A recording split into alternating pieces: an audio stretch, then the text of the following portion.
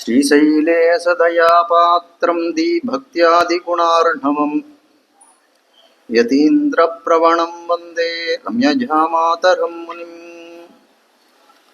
लक्ष्मीनाथसमारम्भां नाथयामुनमध्यमाम् अस्मदाचार्यपर्यन्तां वन्दे गुरुपरम्पराम्। यो नित्यमच्युतपदाम्बुजयुग्मरुग्म व्यामोहतस्तदितर्हाणि तृणाय मेने। तस्मद्गुरोर्भगवतोऽस्य दयैकसिन्धोः रामानुजस्य चरणौ शरणं प्रपद्ये। திருவருள்மால் சேனை முதலி சடகோபன்னாதமுனி சீர் உய்யக் கொண்டார் மணக்கால் நம்பி சென்றாம் அளவந்தார் உருமாலாதரர் குருகைப் பிறார் கண்பாம் எதிராசன் கோவிந்தர் கூரேச பட்டர் வேதாந்தி முனி இருகண்ணர் கண்புடைய நம்பிள்ளை இவர் ஈடளித்தற்கே இந்த மாதவர் பத்மநாபர் இவர் அருளாளர் திருவடி ஊன்னி தேவப்பெருமாள் அருளும் திருமலை ஆழ்வார் பதங்கள் முன்பென்னுள் சேர்ந்தனவே. சிவத்சவம் சாம்புதி பூர்ணச்சந்திரம் ஸ்ரீரங்கநாதாரிய தனூஜரத்னம் தத்பாதயுக்மாம்புஜபிருங்கராஜம் அண்ணங்கராச்சாரியமகம் பிரபத்யே. ஆழ்வார் எம்பெருமானார் ஜீயர் திருவடிகளே சரணம்.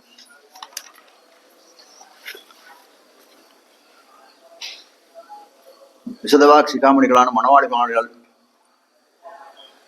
அருளி செய்யப்பட்ட இந்த உபதேச ரத்தின மாலை அப்படின்ற இந்த திவ்ய கிரந்தத்தினுடைய அர்த்தங்களை இதுகாரம் அனுபவித்து வருகிறோம். அப்படி போகக்கூடிய போக்கிலே ஆழ்வார்களுடைய வைபவங்களை எல்லாம், அவர்களுடைய அருளி செயல்கள், அவர்களுடைய அவதார ஸ்தலங்கள், சரமபருவ நிஷ்டராக இருக்கக்கூடிய ஆச்சாரியர்கள், அதெல்லாம் அவர்களுடைய இதெல்லாம் பார்த்தோம். அதுக்கு மேலே ஆச்சாரியர்களுடைய நிஷ்டை எப்படி இருந்தது, இந்த வியாக்கியானங்கள் எழுதுவதற்கு எப்படிப்பட்டவர், யார் அந்த அருளி செயலியம் அதனுடைய சீற்றத்தையும் அறிந்தவர்கள் யார் என்றெல்லாம் பார்த்து, அந்த ஆச்சாரிய தசையானது எப்படி மாறுறது, விவஸ்தை ஓரான் வழியாய் இருந்த சம்பிரதாயம் எப்படி ஆசையுடையோருக்கெல்லாம் என்று சொல்லும்படியாய் எம்பெருமானாராலே சீர்திருத்த பெற்றது, அந்த வைபவங்களெல்லாம் விசதமாக பார்த்தோம். அதுக்கு மேல வியாக்கியானங்களுடைய பெருமைத்தான் சொல்லுகிறேன் என்று ஆரம்பிக்கிறார். அதுக்கு அனுகுணமாகத்தான் நேற்றுக்கு என்ன பார்த்தோம்னா, இந்த எம்பெருமானார் தரிசனம் என்று சொல்லக்கூடிய எம்பெருமானார் தரிசனம் என்ன இதற்கு நம்பெருமாள் பேரிட்டு நாட்டி வைத்தார் அப்படின்ற பாசுரத்தினுடைய இதுவா பூர்வ பீட்டிகையா இந்த வியாக்கியானங்கள் அவதரிப்பதற்கு காரணமாய் இருந்தவர் எம்பெருமானார். அதனால அதற்கு எம்பெருமானார் தரிசனம் என்றே நம்பெருமாள் பேரிட்டு வைத்தார், நாட்டி வைத்தார் என்று சொல்லும்படியாய் அப்படிப்பட்ட ஒரு பெரிய வைபவத்தை படைத்தவராய் இருந்தார் சுவாமி எம்பெருமானார். இது நாதமுனிகள் சம்பிரதாயம் தரிசனம் என்றோ இல்ல யாமனமுனிகள் சம்பிரதாயம் என்றோ தரிசனம் என்றோ வழங்கப்படவில்லை அப்படின்னு சொல்லுறதுக்கு பலவிதமான காரணங்கள். எம்பெருமானார் எப்படி இந்த சம்பிரதாயத்தை ரட்சணம் பண்ணார், பிரபத்தியர்த்தம் என்று சொல்லக்கூடியது சரணாகதி அர்த்தத்தை சுதந்திரத்தை விட்ட அதிகாரிகளுக்கே இது ஆனால் இதுக்கு அதிகாரிகள் குறைந்து போனால் என்ன பண்ணுவது அப்படின்றதுக்காக ஒரு சேமக்காப்பாக பக்தியை சொல்லக்கூடியது விஷயங்களா இருக்கக்கூடியது ஸ்ரீபாஷ்யங்களை அந்த பிரபத்தி என்ற சாஸ்திரத்துக்கு ரட்சகமாக எம்பெருமானார் அருளி செய்தார். இந்த பெரிய காரணத்தாலே என்ன பண்ணார், நம்ம விட்டு போகாத அடியவர்களை நமக்கு நாரணருக்கு ஆயினரே என்று சொல்லும்படியாய் ஆக்கினாரே என்று அகம் மகிழ்ந்த நம்பெருமாள் உடனே என்ன சொன்னார், அந்த எம்பெருமானார் தரிசனம் என்று இதற்கு பேரிட்டு நாட்டி வைத்தார் என்று சொல்லும்படியாய் அவரே கர்த்தாவாகவும் இருந்தார், அவரே காரியதாவாகவும் இருந்தார். தானே இந்த எம்பெருமானார் தரிசனம் என்றதை தானே தன் வாயாலே தெரிவித்தார். அது மட்டும் இல்ல, திருக்கோட்டியூர் நம்பியாலே அதை தெரிவிக்கவும் செய்தார் என்று சொல்லும்படியாய் அப்படிப்பட்ட பெருமை வாய்ந்த பாசுரமாக அந்த பாசுரத்தின் அனுபவத்தை நேற்று அனுபவித்தோம். இன்னைக்கு அதுக்கு மேல 39வது பாசுரம் தொடங்கி இருக்கக்கூடியது என்னன்னா, இனிமேல் வியாக்கியானங்களுடைய செயலியை தெரிவிக்க போகிறார். 10-11 பாசுரம் முகத்தாலே அந்த முக்கியமா குறிப்பா சொல்லக்கூடியது பகவத் விஷயம்னு சொல்லக்கூடிய திருவாய்மொழிக்கு ஏற்பட்ட அந்த வியாக்கியானங்களின் பெருமையை முதல்ல சொல்ல போறார். அதுக்கு மேல ஏனைய திவ்ய பிரபந்தங்களுக்கும் ஏற்பட்டிருக்கக்கூடிய வியாக்கியானங்கள், அவர்களை அருளி செய்த ஆச்சாரியர்கள் பெருமை, அது எல்லாத்தையும் ரொம்ப விசதமாக தெரிவிக்கிறார் மாமணிகள். புலராஞ்சியரும் அதற்கே உரிய அந்த செயலியோட ரொம்ப அற்புதமாக இந்த வியாக்கியானங்களை நிர்மாணித்திருக்கிறார்ன்றதை நம்ம போக அறியலாம். ஆசிக்கூடிய ஏற்கனவே இவ்வளவு காலம் 38 பாட்டு நம்ம அனுபவிச்சிருக்கோம். அப்பவே தெரிகிறது பல்லடாவிஜியர் இருக்கக்கூடிய மேதா விலாசம் என்ன, அந்த மாமணிகள் திறத்திலே அவருக்கு இருக்கக்கூடிய அன்பு என்ன, யதீந்திர பிரவண பிரபாவர் அப்படின்னு சொல்லக்கூடியவராய் இருக்கக்கூடியவர். அதனால அந்த யதீந்திர பிரவண பிரபாவம்னு சொல்லக்கூடியது அவர் திறத்திலே திட்டன்னு விளங்குறது இந்த 38 பாட்டில் அனுபவிச்சிட்டோம். இனிமேட்டு ஒன்னும் அவரை பத்தி என்ன சொல்றது, நாடறிஞ்ச பாப்பான்னு கூணல் ஒரு கேடான்னு சொல்ல கிடையா. 38 பாசல தெரியாத இனிமேட்டு வந்து இந்த மீதி இருக்கக்கூடிய 40 பாசல தெரிஞ்சுக்க போறான்னு சொல்லக்கூடியா. ரொம்ப அற்புதமாக நன்றாக அவருடைய வியாக்கியானத்தை அனுபவித்துக் கொண்டிருக்கிறோம். அப்படிப்பட்ட ஒரு அனுபவத்தை மேன்மேலும் அவரே வந்து நமக்கு தலை கட்டி தர வேணும் என்று பிரார்த்தித்து மேல பாசுரத்திலே வியாக்கியான பாசுரார்த்தத்திலே இறங்குவோம்.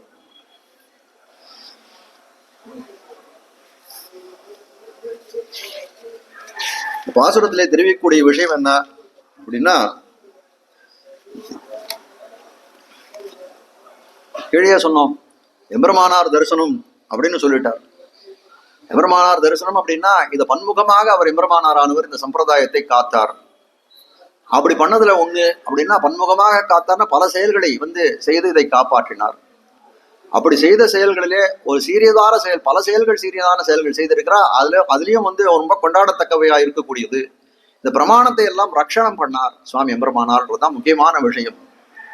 அதுக்கு அனுகுணமாக தான் இந்த பாசுரமே அமைந்திருக்கிறது. பிரமாணத்தை ரட்சணம் பண்ணக்கூடிய காலத்திலே நமக்கெல்லாம் வந்து இந்த திவ்ய பிரபந்தங்கள் ஆழ்வார்கள் முக்கியம் அப்படின்னு சொன்னா, அந்த ஆழ்வார்கள் அருளிச்செயலிலே முக்கியமாக இருக்கக்கூடிய கண் போன்று இருக்கக்கூடியது திருவாய்மொழின்னு சொல்லக்கூடியது.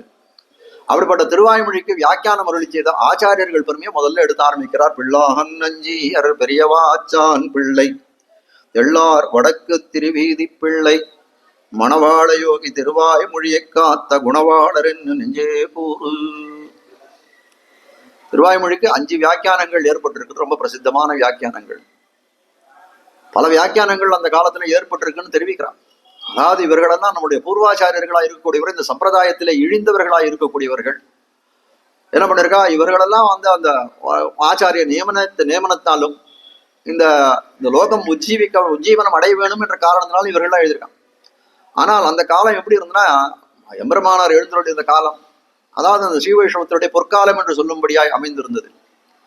அதனால இந்த திவ்ய பிரபந்தத்தினுடைய அர்த்தங்களுக்கு வந்து அந்த காலத்துல ஆண்ட அரசர்கள் கூட இதுக்கு செவிமடிக்கக்கூடியதாய் ஒரு பெரிய வந்து பிரபாவம் படைத்ததாய் இருந்தது ஆழ்வார்களுடைய அருளி செயல், அதனுடைய அர்த்தங்கள். அதனால இதற்கு சாமான்யமான வியாக்கியானம் தமிழ் அறிந்தவர்கள் கூட பல அறிஞர்கள் இந்த வியாக்கியானம் எல்லாம் ஏற்றி இருக்கிறார்கள் அப்படின்னு எல்லாம் காண கிடைக்கிறது. ஸ்ரீமானுவே பேராசிரியர் அரங்கராயன் சுவாமி நம்பிள்ளை உரைத்திறன் அப்படின்னு ஒரு புஸ்தகம் எழுதியிருக்காங்க. அதுல பல இடங்கள்ல காட்டுறார் வந்து இது மாதிரி இந்த திருவாய்மொழிக்கு நம்முடைய ஆச்சாரியர்களோட 5 வியாக்கியானங்கள் எவ்வளவு பிரசித்தமா இருக்கோ அதே போல வந்து பல தமிழறிஞருடைய வியாக்கியானங்களும் இருந்தது. ஆனால் காலப்போக்கில் அதெல்லாம் எங்க போச்சுன்னு இதெல்லாம் காணாம போயிடுச்சு அப்படின்னு வந்து அதுக்கு இது பல விதம் தெரிவிக்கிறார். அது சொல்லலாம் அந்த காலத்துல வந்து ஸ்ரீவைஷ்ணவர்கள்லாம் கொஞ்சம் ரொம்ப வீறு பெற்று இருந்தா அந்த வியாக்கியானத்தெல்லாம் இது பண்ணிட்டா அப்படின்னா அந்த மாதிரி இல்லை. ஏன்னா நம்பிள்ளை பல இடத்துல அந்த வியாக்கியானங்கள் தான் அப்படி எடுத்து தன்னோட ஈட்டுல வந்து உதாரணம் பண்றார். அதனால தானே ஒரு லோகாச்சாரியர் பேர் அவருக்கு. அதெல்லாம் அந்த தெள்ளிதான பிள்ளை பாசுரத்துல அதுக்கு 1-2 அனுபவத்தை உதாரணங்களை அனுபவிப்போம். அப்போ அப்படி இருக்கக்கூடியது எவ்வளவோ வியாக்கியானங்கள் ஏற்பட்டாலும் என்ன அப்படின்னா, அந்த எம்பெருமான் எதை கொள்ள வேணும்னு நினைக்கிறானோ அதுதான் நிற்கும். ஆனால் இந்த 5 வியாக்கியானங்கள் பிரசித்தமாக நிற்கிறது. ஏன்னா இந்த எம்பெருமானார் தரிசனம்னு சொல்லிட்டாரே, அந்த எம்பெருமானார் தரிசனத்திலே வந்த பூர்வாச்சாரியர்கள் வியாக்கியானம் பிரசித்தி பெற்று விளங்கு வீறு பெற்று விளங்குறது தான் நம்ம கொள்ள வேண்டிய அர்த்தம் இவ்விடத்திலே. மேல பதவுரை வாசிக்கிறேன். பிள்ளான் திருக்குறியை பிரான் பிள்ளானும் நஞ்சியரும் பெரியவாச்சான் பிள்ளையும் தெள்ளார் தெளிவையுடைய வடக்கு திருவீதி பிள்ளையும் மணவாள யோகி வாதிகேசரி அழகிய மணவாளச்சீயரும் ஆகிய இவர்கள் திருவாய்மொழி பிரபந்தத்தை காத்த தங்கள் வியாக்கியானங்களாலே காத்தருளின குணவாளர் என்று மகா குணமுடையவர்கள் என்று நெஞ்சே மனமே கூறு நீ சொல்லுவாயாக. அதை நெஞ்சை குறித்தே சொல்றார். திருவாய்மொழின்னு ஒரு பிரபந்தம் ஆழ்வாராலே இயற்றப்பட்ட பிரபந்தம் இருந்தது. அதே வந்து ஆச்சு ஒரு காலத்துல இந்த பிரச்சாரத்தை இருந்து மறைஞ்சு கொடுத்து நாதமணிகள் பெற்று வரக்கூடிய வந்து ஒரு கதி ஏற்பட்டது. அதனால எம்பெருமானார் என்ன இது தீர்மானம் பண்ணார், இந்த அர்த்தம் சொல்லும் பொருளும் எந்த சமயத்தையும் விட்டு போகக்கூடாது. அதனால சொல்லை மட்டும் வைத்துக்கொண்டு எவ்வளவு தூரம் நம்மளால இது பண்ண முடியும்னா அர்த்தம் தெரிஞ்சிருக்கணுமே. அர்த்தம் தெரியாது இருக்கிறது எப்படி இருக்குன்னா அதை வந்து ஒரு அனுபவிக்கிறதுக்கு ரொம்ப பாங்கா இருக்காது. ஒரு பாலும் சர்க்கரையும் தனித்தனியே இருந்தால் எப்படி இருக்குமோ அதை போல இருந்தது. பாலும் உடம்புக்கு நல்லதுதான், சுவைக்கிறதுக்கும் ருச்சியா தான் இருக்கும். சர்க்கரையும் அதே போலதான். அப்படி இருக்கக்கூடிய காலத்துல 2ம் சேர்ந்து இருந்தால் ரொம்ப மதுரமாக இருக்குமே என்றதை நினைத்தார். அதனாலதான் என்ன ஆச்சு, இந்த பாலையும் சர்க்கரையும் சேர்த்து கொடுப்போம் அப்படின்னு சொல்லிட்டு ஒரு இனிமையான பானமாக அதை வணங்கணும்னு இது பண்றதுக்காக என்ன பண்ணார், இந்த வியாக்கியானங்களாம் ஏற்பட வேண்டும் என்று முற்பட்டார் சுவாமி எம்பெருமானார். அப்போ அப்படிப்பட்ட இது சம்பிரதாயத்திலே அவருடைய அந்த இச்சைக்கு இணங்க எம்பெருமானார் பல பேருக்கு பிரேரணை பெற முதல்ல திருக்குறுகை பிரான் பிள்ளான்ற ஆச்சாரியருக்கு தன்னுடைய பிரேரணை அவருடைய உத்தரவினாலே அந்த வியாக்கியானத்தை பணிக்க செய்தார். இப்போ அதில் எல்லாருக்கும் உடனே வர கேள்வி என்ன அப்படின்னா, அடுத்த கேள்வி, ஏன் சுவாமி எம்பெருமானாரே இதுக்கு ஒரு வியாக்கியானம் பண்ணிருக்கலாமே? அடுத்த கேள்வி அதானே. இதத்தாய் ராமானுஜன் சொன்னா வளர்த்த தாயா இருக்கக்கூடிய ராமானுஜர் ஏன் இதுக்கு வியாக்கியானம் பண்ணல, யாருக்கோ பிரேரணை பண்றாரே, உத்தரவு கொடுக்க வேண்டிய அவசியம் என்னன்னு அடுத்த கேள்வி முதல்ல எழும். அப்போ அப்படி கேட்கக்கூடிய காலத்திலே ராமானுஜருடைய திருவுள்ள கருத்து, எம்பெருமானாருடைய திருவுள்ள கருத்து என்னவாக இருந்தது அப்படின்னா, அதை நம்முடைய ஆச்சாரியர்களை தெரிவிக்கிறார்கள். தான் ஏதாவது இதுக்கு ஒரு வியாக்கியானம் பண்ணணும் அப்படின்னு போயிட்டோமே, ஆனால் இதுக்கு மேலும் சுவையான வியாக்கியானங்கள் பல வியாக்கியானங்கள் ஏற்படணும் அப்படின்னு இருக்கக்கூடியதான் எம்பெருமானாருடைய கருத்து. ஒரு வியாக்கியானத்தோட திருவாய்மொழிக்கு நிற்க கூடாதுன்றது பல விஷயங்கள் பல இடத்துல அவர் இது பண்ணிருக்கார். ஏன்னா பார்க்கக்கூடிய காலத்திலே ஒரு வியாக்கியானங்களும் ஒரு விதமான அர்த்தங்களை தெரிவிக்கக்கூடியதா இருக்கிறது. கீழே வாசிப்போம், நஞ்சியர் பத்தி சொல்லக்கூடிய காலத்திலே நஞ்சியர்னு சொல்லக்கூடியவர் சதாபிஷேகம், அதாவது 100 தடவை திருவாய்மொழி காலக்ஷேபத்தை சாதித்திருக்காருன்னு கீழே மேல வியாக்கியானத்தை காட்டுறார் புள்ளலவஞ்சியர் சுவாமி. 100 முறை சொல்லக்கூடிய காலத்திலே அது ஒரே இதுவா இருந்ததுன்னா 100 முறையும் 100 விதமான விஷயங்களை தெரிவித்திருக்கிறார் அப்படின்னு காட்டுகிறார்கள்.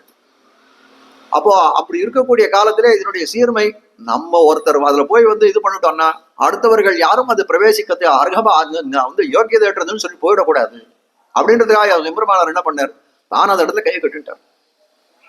அதே மாதிரி ஸ்ரீ விஷ்ணு சஹஸ்ரநாம பாஷ்யம் தான் பண்றதுக்கு எது இருந்தாலும் பரவாயில்ல, உடனே என்ன பண்ணார், அவருக்கு பராசரப்பட்டருக்கு நியமனம் தான் பண்ணார், நீ பண்ணு அதே என்பதற்காக பராசரப்பட்டருக்கு இது பண்ணார். அதே போல அது பராசரப்பட்டர் சொல்லக்கூடிய காலத்திலே அவருடைய முதலிகள் அனைவரும் இருக்கிறார்கள்.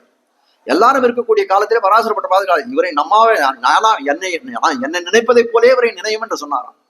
அப்பேற்பட்ட கீர்த்தி வாய்ந்தவர் பராசரப்பட்டர். சாதாரணமா நினைச்சுக்காது, என்ன போலேயே நினைத்து எங்கள் குடிக்கரசேன்னு அதை சொன்னாராம். அது இவர் திருமலை அனந்தாழ்வான் நேர சாட்சாத்தாக எம்பெருமானார் திருவடியிலே ஆசிரியத்தவர் எங்கள் குடிக்கரசேன்னு பராசரப்பட்டரை வணங்கினார் என்றெல்லாம் காட்டுகிறார்கள். இந்த மாதிரி அவர் சின்ன பிள்ளையாச்சு, அவர் போய் நீர் வணங்குகிறேன் என்று சொல்ல காலத்திலே அப்ப அவர் பண்ற காலத்திலே எம்பெருமானார் எங்களுக்கு இட்ட ஆகிய என்ன தெரியுமா, என்னை போலவே நினைத்திரும் இவரை என்று சொன்னார். அப்படிப்பட்ட பெருமை வாய்ந்தவர் பராசரப்பட்டர் என்று சொல்லும்படியாய் இருக்கக்கூடியது. அந்த ஆச்சாரிய குரு பரம்பரைன்னு சொல்லக்கூடியது ரொம்ப வைசிஷ்டியமான பரம்பரை. அது போல விலட்சணமான குரு பரம்பரை இதர சம்பிரதாயங்களில கிடையாதுன்றதுதான் ஒத்துக்கொள்ள வேண்டிய விஷயம். அதனால இவர்கள் காட்டக்கூடிய விஷயங்கள் என்னன்னா, அருள் பெத்த நாது அதுவும் திருழுத்த ஆழ்வார்கள் சீர்மை அறிவாரார் அருளி செயலை அறிவாரார் என்று சொன்னால் அது யார் சொல்ல முடியும் அப்படின்னா, அருள் பெத்த நாதமணி முதலாம் அந்த சம்பிரதாயத்திலே வந்தவர்களாலே தான் இதுக்கு சீரிய அர்த்தங்களை சொல்ல முடியுமே தவிர பிறரால சொல்ல முடியும்னா, தமிழ் இலக்கணம் யாப் இலக்கணம் தெரிஞ்சிருக்கலாம், நன்னூல் தெரிஞ்சிருக்கலாம், சிலப்பதிகாரம் தெரிஞ்சிருக்கலாம், காப்பியங்கள் தெரிஞ்சிருக்கலாம். அதனால அந்த பாண்டித்யம் ஏற்பட்டுடுமா அப்படின்னு கேட்டா, ஆழ்வார்களை திருவுள்ள கருத்தை அறிந்து சொல்ல வேண்டியும் அதுதான் வியாக்கியானம்ன்றது. வியாக்கியானம்ன்றது வெறும் பொருளை தெரிவிப்பதற்கு மட்டும் வந்தது அப்படின்னு நினைச்சோமே, ஆனால் அப்படி பார்க்கவே முடியாது. இதுல பாருங்க எவ்வளவு தத்துவார்த்தங்கள் எவ்வளவு இருக்கிறது. அப்போ அந்த கருத்துக்கு அப்போ ஆழ்வாருடைய கருத்து இதுல என்னவா இருக்கும் அப்படின்னு சொல்றதுலாம் எவ்வளவு பிரபந்தங்கள் ஏற்பட்டிருக்கு. இந்த திவ்ய பிரபந்தங்கள், அதுக்கு உண்டான வியாக்கியானங்கள், அதுக்கு மேல இருக்கக்கூடிய ரகசியங்கள், அந்த ரகசியத்துக்கு காப்பாக பல ரகசியங்கள். ஆச்சாரியதையும் இது ஏற்பட்டதுன்னா சிவஜன பூஷணத்துக்கு ஒரு இது ஏற்பட்டது, அதுக்கு ரட்சையாக ஒரு அந்த ஆச்சாரியதையும் ஒரு கிரந்தம். அப்போ இந்த சம்பிரதாயத்தை பார்க்கறது கூடிய காலத்துல அப்படியே ஒண்ணுத்துக்கு ஒண்ணு என்ன சொல்றது, ஒரு இது 8 அடி பாஞ்சா 16 அடி 16 அடி பாண்டா 32 அடின்னு பாயக்கூடியதா இருக்கிறது நம்ம பெருவாச்சாரியர்களோட பெருமை. 39ஆம் பாட்டு. இனி துவயார்த்தமான திருவாய்மொழியை ஈன்ற முதல் தாய் சடகோபன் மென்பால் வளர்த்த இதத்தாய் ராமானுசன் என்னும்படி இத்தை வர்த்திப்பித்துக் கொண்டு போந்தவர் ஆகையாலே. திருவாய்மொழியில சொல்லக்கூடிய விஷயம் என்னன்னா, துவயார்த்தமாக இருக்கக்கூடிய திருவாய்மொழி, துவயமகாமந்திரத்தை சொல்லக்கூடிய திருவாய்மொழி தான். திருவாய்மொழியில இருக்கக்கூடிய என்னன்னா சரணாகதி சாஸ்திரம்னு சொல்றா. இருக்கட்டும், கரண்ட் போயிட்டோம், பேட்டரி போயிட்டோம், லைட் எரிகிறது.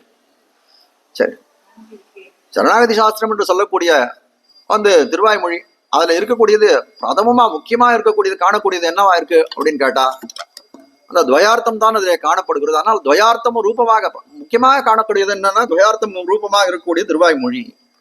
அப்படிப்பட்ட திருவாய்மொழிக்கு ஈன்ற தாயார்னு சடகோபன் என்று சொல்லுகிறார்கள். மொயம்பால் வளர்த்த இதத்தா என்று சொல்லக்கூடியவர், வளர்த்த தாயா இருக்கக்கூடியவர் எம்பெருமானார் சுவாமி ராமானுசர் என்னும்படி இதை வர்த்திப்பித்துக் கொண்டு போந்தவராகையாலே. இதை வளர்த்து கொண்டு போந்தவர் யார் அப்படின்னா, இவர் தான் வளர்த்த தாய். அதனால்தான் வளர்த்த தாய். தத் பிரசாதமடியாக தத் அபிப்பிராயமான அர்த்தங்களாலே அருளிச்செயலில் சாரமான திருவாய்மொழியை வியாக்கியான நிர்மாணமுக்கேன ரட்சித்து போந்தவர்கள். எம்பெருமானார் என்ன பண்ணார் இத அப்படின்னா, அவர் தான் வளர்த்தார்.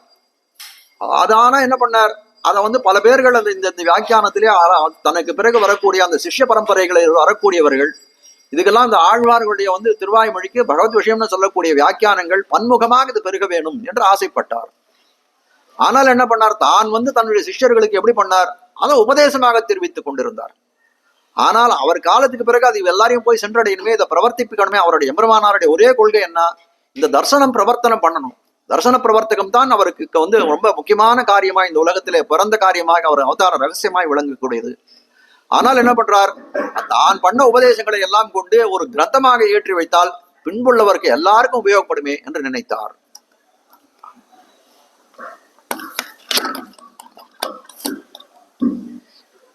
எல்லாருக்கும் உபயோகப்படுமே என்று நினைத்தார். அதன் காரணமாக என்ன பண்றார், அதுக்கு முதலாக திருக்குறுகை பிரான் பிள்ளான் என்று சொல்லக்கூடியவருக்கு ஆக்கியம் இடுகிறார். அவருடைய பிரேரணையாலே திருக்குறுகை பிரான் பிள்ளான் ஒரு வந்து திருவாய்மொழிக்கு வியாக்கியானத்தை முதலாக ஒரு வியாக்கியானத்தை எழுதுகிறார். தத் பிரசாதமடியாக,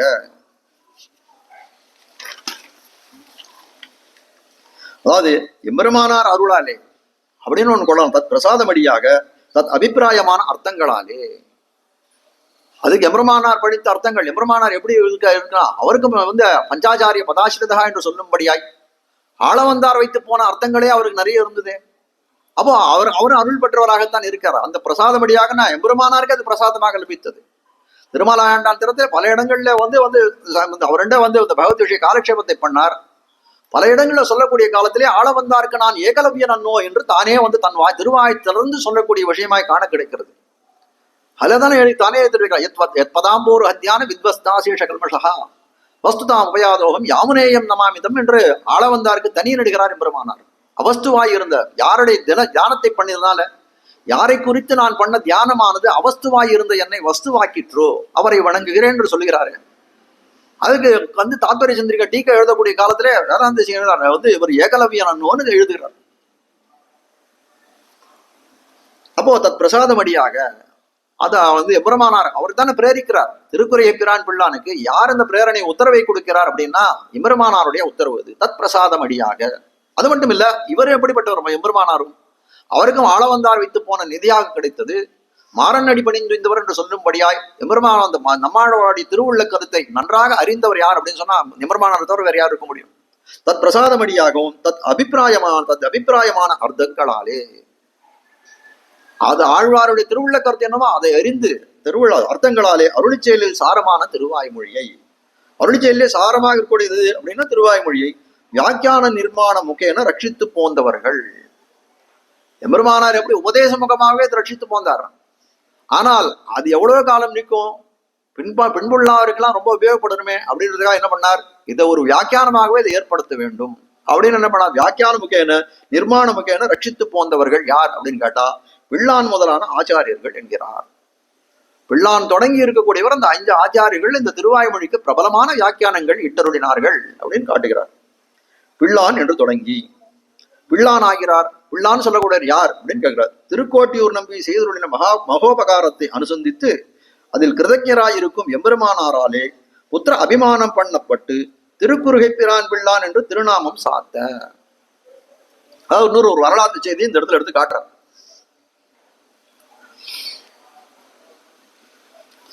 திருக்குறுகை பிரான், அதாவது திருக்கோட்டியூர் நம்பித்திரத்திலே எம்பெருமானார் 18 பரியாயம் நடந்து சென்று அந்த சர்மஸ்லோகார்த்தத்தை பெற்றார் அப்படின்ற விஷயம் நம்ம எல்லாம் அறிந்த விஷயமாகத்தான் இருக்கு. பல தடவை இதுலயே இந்த போட்டிலேயே நம்ம இது பண்ணியிருக்கோம்.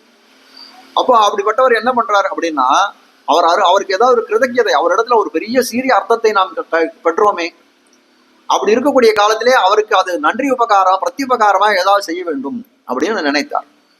அதுக்காக என்ன பண்ணார் அப்படின்னா, திருக்கோட்டியூர் நம்பிக்கை வந்து இன்னொரு பேர் என்ன அப்படின்னா திருக்குறுகை பிரான்னு பேராம்.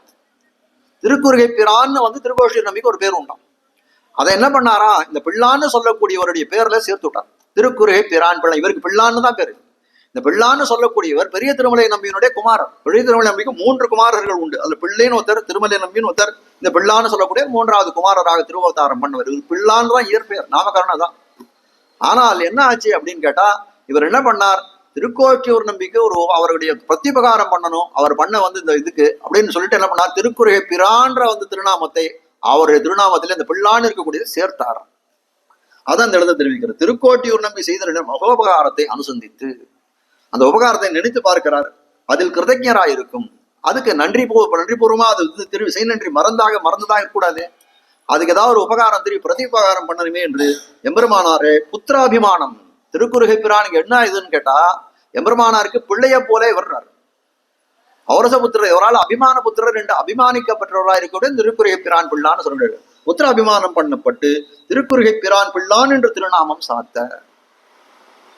பிள்ளான் இருந்தவர் என்ன ஆச்சு அப்படின்னா, திருக்குறுகை பிரான் பிள்ளான் நம் திருக்கோட்டியூர் நம்பியிட ஒரு பெயரையும் தன்னுடைய இதிலே சேர்த்து கொண்டார்.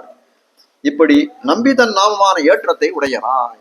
அப்போ இவருக்கு திருக்குறுகை பிரான் பிள்ளானுக்கு என்னென்ன ஏற்றங்கள் உண்டு அப்படின்னா, இந்த வியாக்கியானம் எழுதியிருக்கா திருவாய்மொழி வியாக்கியானத்துக்கு என்னென்ன ஏற்றம் உண்டு அப்படின்னு கேட்டா, பெரிய திருமலை நம்பியோட குமாரர். ஏன்னா ராமானுஜருக்கே ராமானுஜன் பேர் வைத்தவர் யாருன்னா பெரிய திருமலை நம்பிதான்.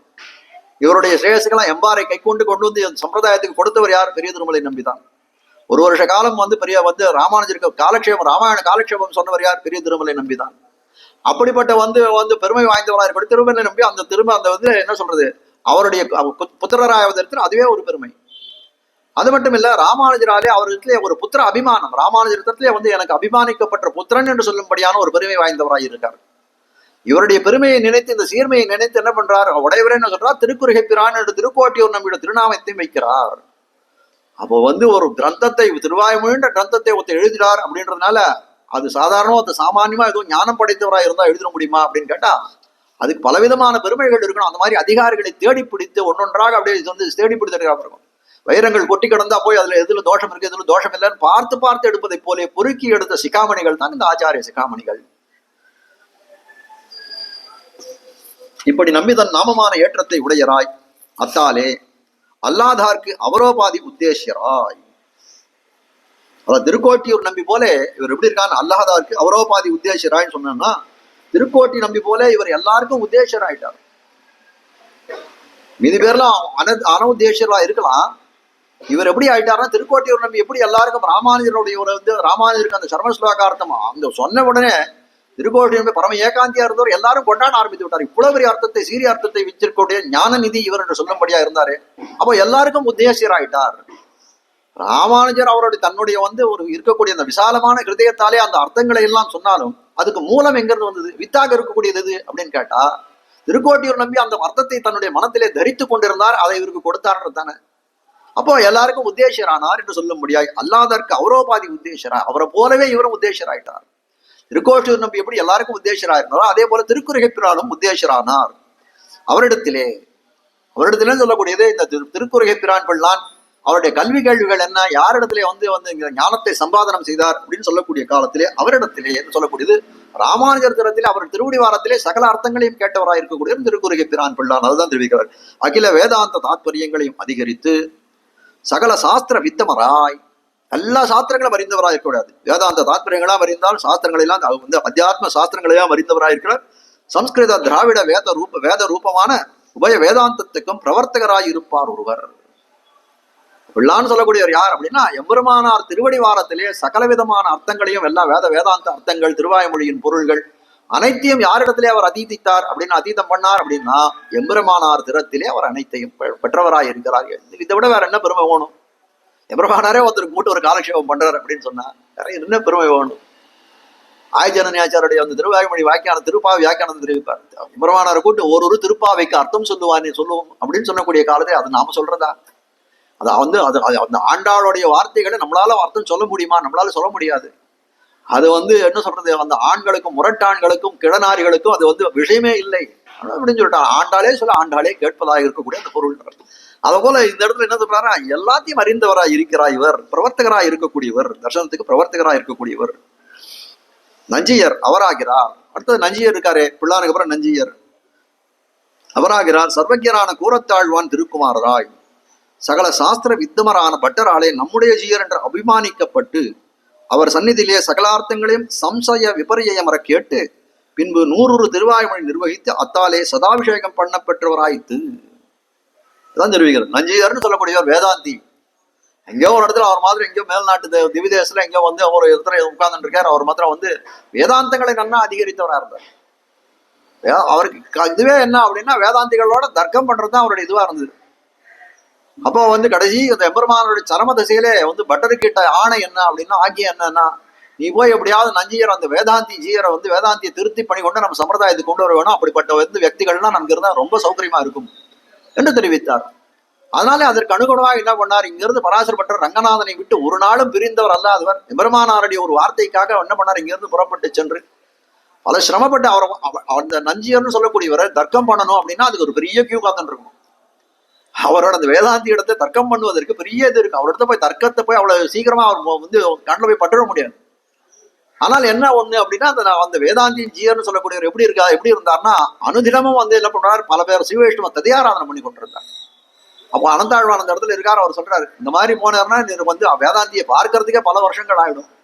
அதனால வந்து இப்படி போகாதியும் அந்த இதுல போய் ததியாராதனை போய் நீர் பங்கு கொள்ளும். அப்படி வரக்கூடிய காலத்திலே உங்களுடைய அபேட்சையை அவரிடம் தெரிவிச்சிருவோம். அதே போல அவரோட ததியாராதனை போய் உட்கார்ந்துருக்கார் பட்டர் உட்கார்ந்த பட்டருடைய பெருமையை அவரும் கேட்டிருக்காரு. எப்படி வந்து இவர்கள் வேதாந்தியோடைய பெருமையை இவர்கள் எம்பெருமானார் கேட்டிருக்கார், பட்டர் அறிந்திருக்காருன்னு சொல்ல முடியுமோ, பட்டருடைய பெருமையும் அவர் அறிந்தவராயிருக்கார் வேதாந்தி.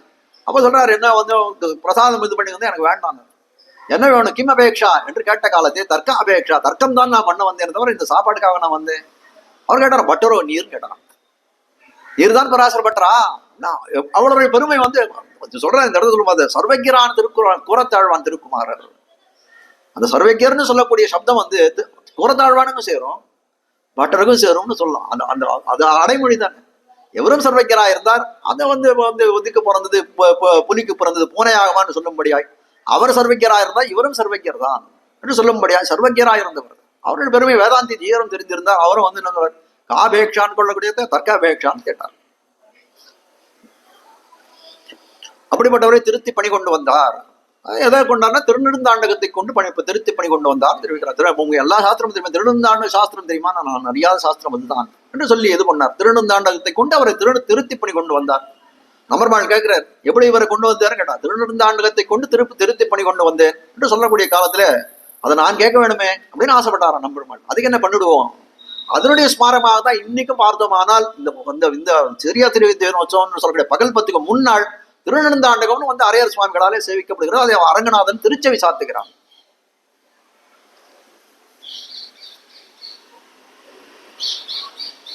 அப்படிப்பட்ட பெருமை வாய்ந்த பட்டராலே, சாஸ்திர வித்தவனான பட்டராலே நம்முடைய சீயர் என்று அபிமானிக்கப்பட்டார். நம்முடைய சீயர், அதுல எவ்வளவு பெரிய விசேஷம் இருக்கு.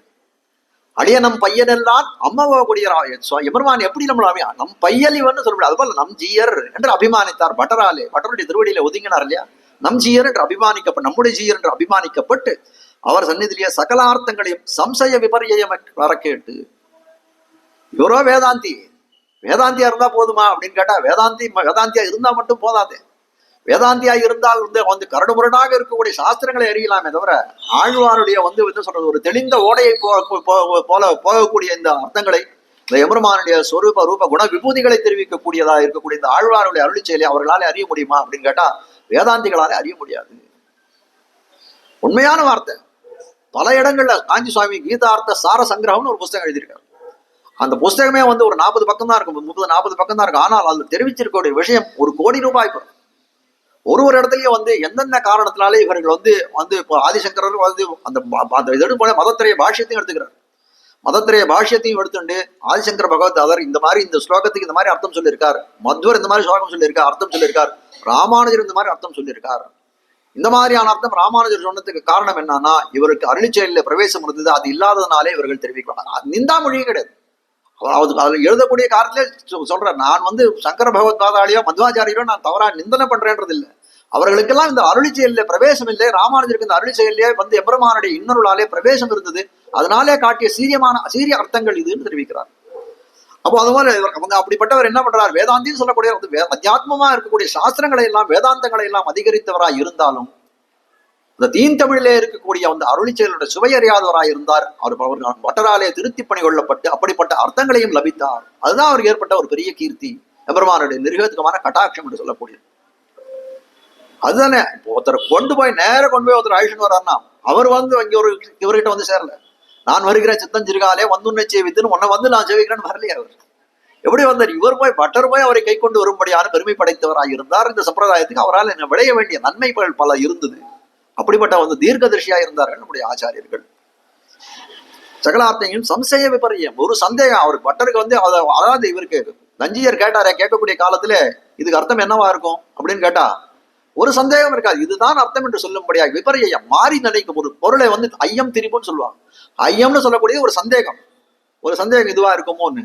விபரியம் சொல்லக்கூடியது இதை மாத்தி அறிந்து கொள்வது. திரிபுன்னு சொல்லக்கூடியது ஐயம் ஒண்ணு திரிபு ஒண்ணு. ஐயம்னா சந்தேகம், திரிபுன்னு சொன்னா அதை மாத்தி அறிந்து கொள்வது. எனக்கு தெரியும் அப்படின்னு சொல்லக்கூடிய காலத்துல இப்படி இருக்குன்னா மாத்தி சொல்றது. மாற்றாதே பால் சொரியும் வள்ளல் பெரும் பசுக்கள், காஞ்சி சுவாமி சொல்ல உபன்யாசம். ஏமாற்றாதே பால் சொரியும். மாற்றாதேனா மாற்றாது எப்பவும் வந்து பாலை கொடுக்கக்கூடிய பசுக்கள்னு அர்த்தம் அதுல. காஞ்சி சுவாமி சொல்ல ஏமாற்றாதே. ஆச்சாரியன் எப்படி இருக்குன்னா ஏமாத்தாத வஞ்சகம் இல்லாத அர்த்தங்களை சொல்ல வேண்டும். அதுபோல எப்படி இருக்காருன்னா இவர் எப்படி வந்து அவர்கிட்ட சம்சய விபரிய மர கேட்டு ஒரு அர்த்தங்களும் வந்து அப்படியே வந்து பட்டர் இடத்துல இருந்து வந்த அர்த்தங்களை அப்படியே ஒரு சந்தேகம் இன்றியும் ஒரு திரிபின்றியும் கேட்டார் என்று பின்பு 100 திருவாழ்வை நிர்வகித்து 100 சொன்னாராம். 100 தடவை பகவத் விஷய காலக்ஷேபம் பண்ணவர் யார் உண்டுன்னா அவர் வந்து நஞ்சியர் ஒருத்தர் தான். திருவாய்மை நிர்வகித்து அத்தாலே சதாபிஷேகம் பண்ண பெற்றவர் ஆயித்து. நம்ம பொதுவா இந்த இதுல எல்லாம் என்ன சொல்றான், 80 பிறந்தா சதாபிஷேகம் சொல்றான். இல்ல, 100 பிறந்தாதான் சதாபிஷேகம் சொல்றான். கீர்த்திமூர்த்தி எழுந்த சதாபிஷேகம் கோவிந்த லட்சுமார சுவாமி எல்லாம் அவள்லாம் அந்த சதாபிஷேகம் பண்ண வந்து அந்த இதுல வந்து வந்தவள் தான். அதே போல அவர்களுடைய பரம்பரையில இருந்த முன்னோர்கள் எல்லாம் என்ன பண்ணாலும் இந்த மாதிரி நஞ்சியர் எப்படி பண்ணாரோ அதே போலதான் வந்து அவர்கள் எல்லாம் வந்து அந்த சதாபிஷேகம் சொல்லக்கூடிய 100 முறை பகவத் விஷய காலக்ஷேபம் பண்ணவர்களா இருந்தார்கள். அதனால்தான் அவர்களுக்கெல்லாம் வந்து ஒரு அடைமொழி என்னன்னா சதாபிஷேகம் கோவிந்த நரசிம்மாச்சார சுவாமின்னு தான் அவர் போட்டு இருக்கார். அதுபோல சதாபிஷேகம் 100 பண்ணி சதாபிஷேகம் பண்ண பெற்றவர் ஆய்த்து. சதம் அப்படின்னு சொன்னாலே 100 தான்.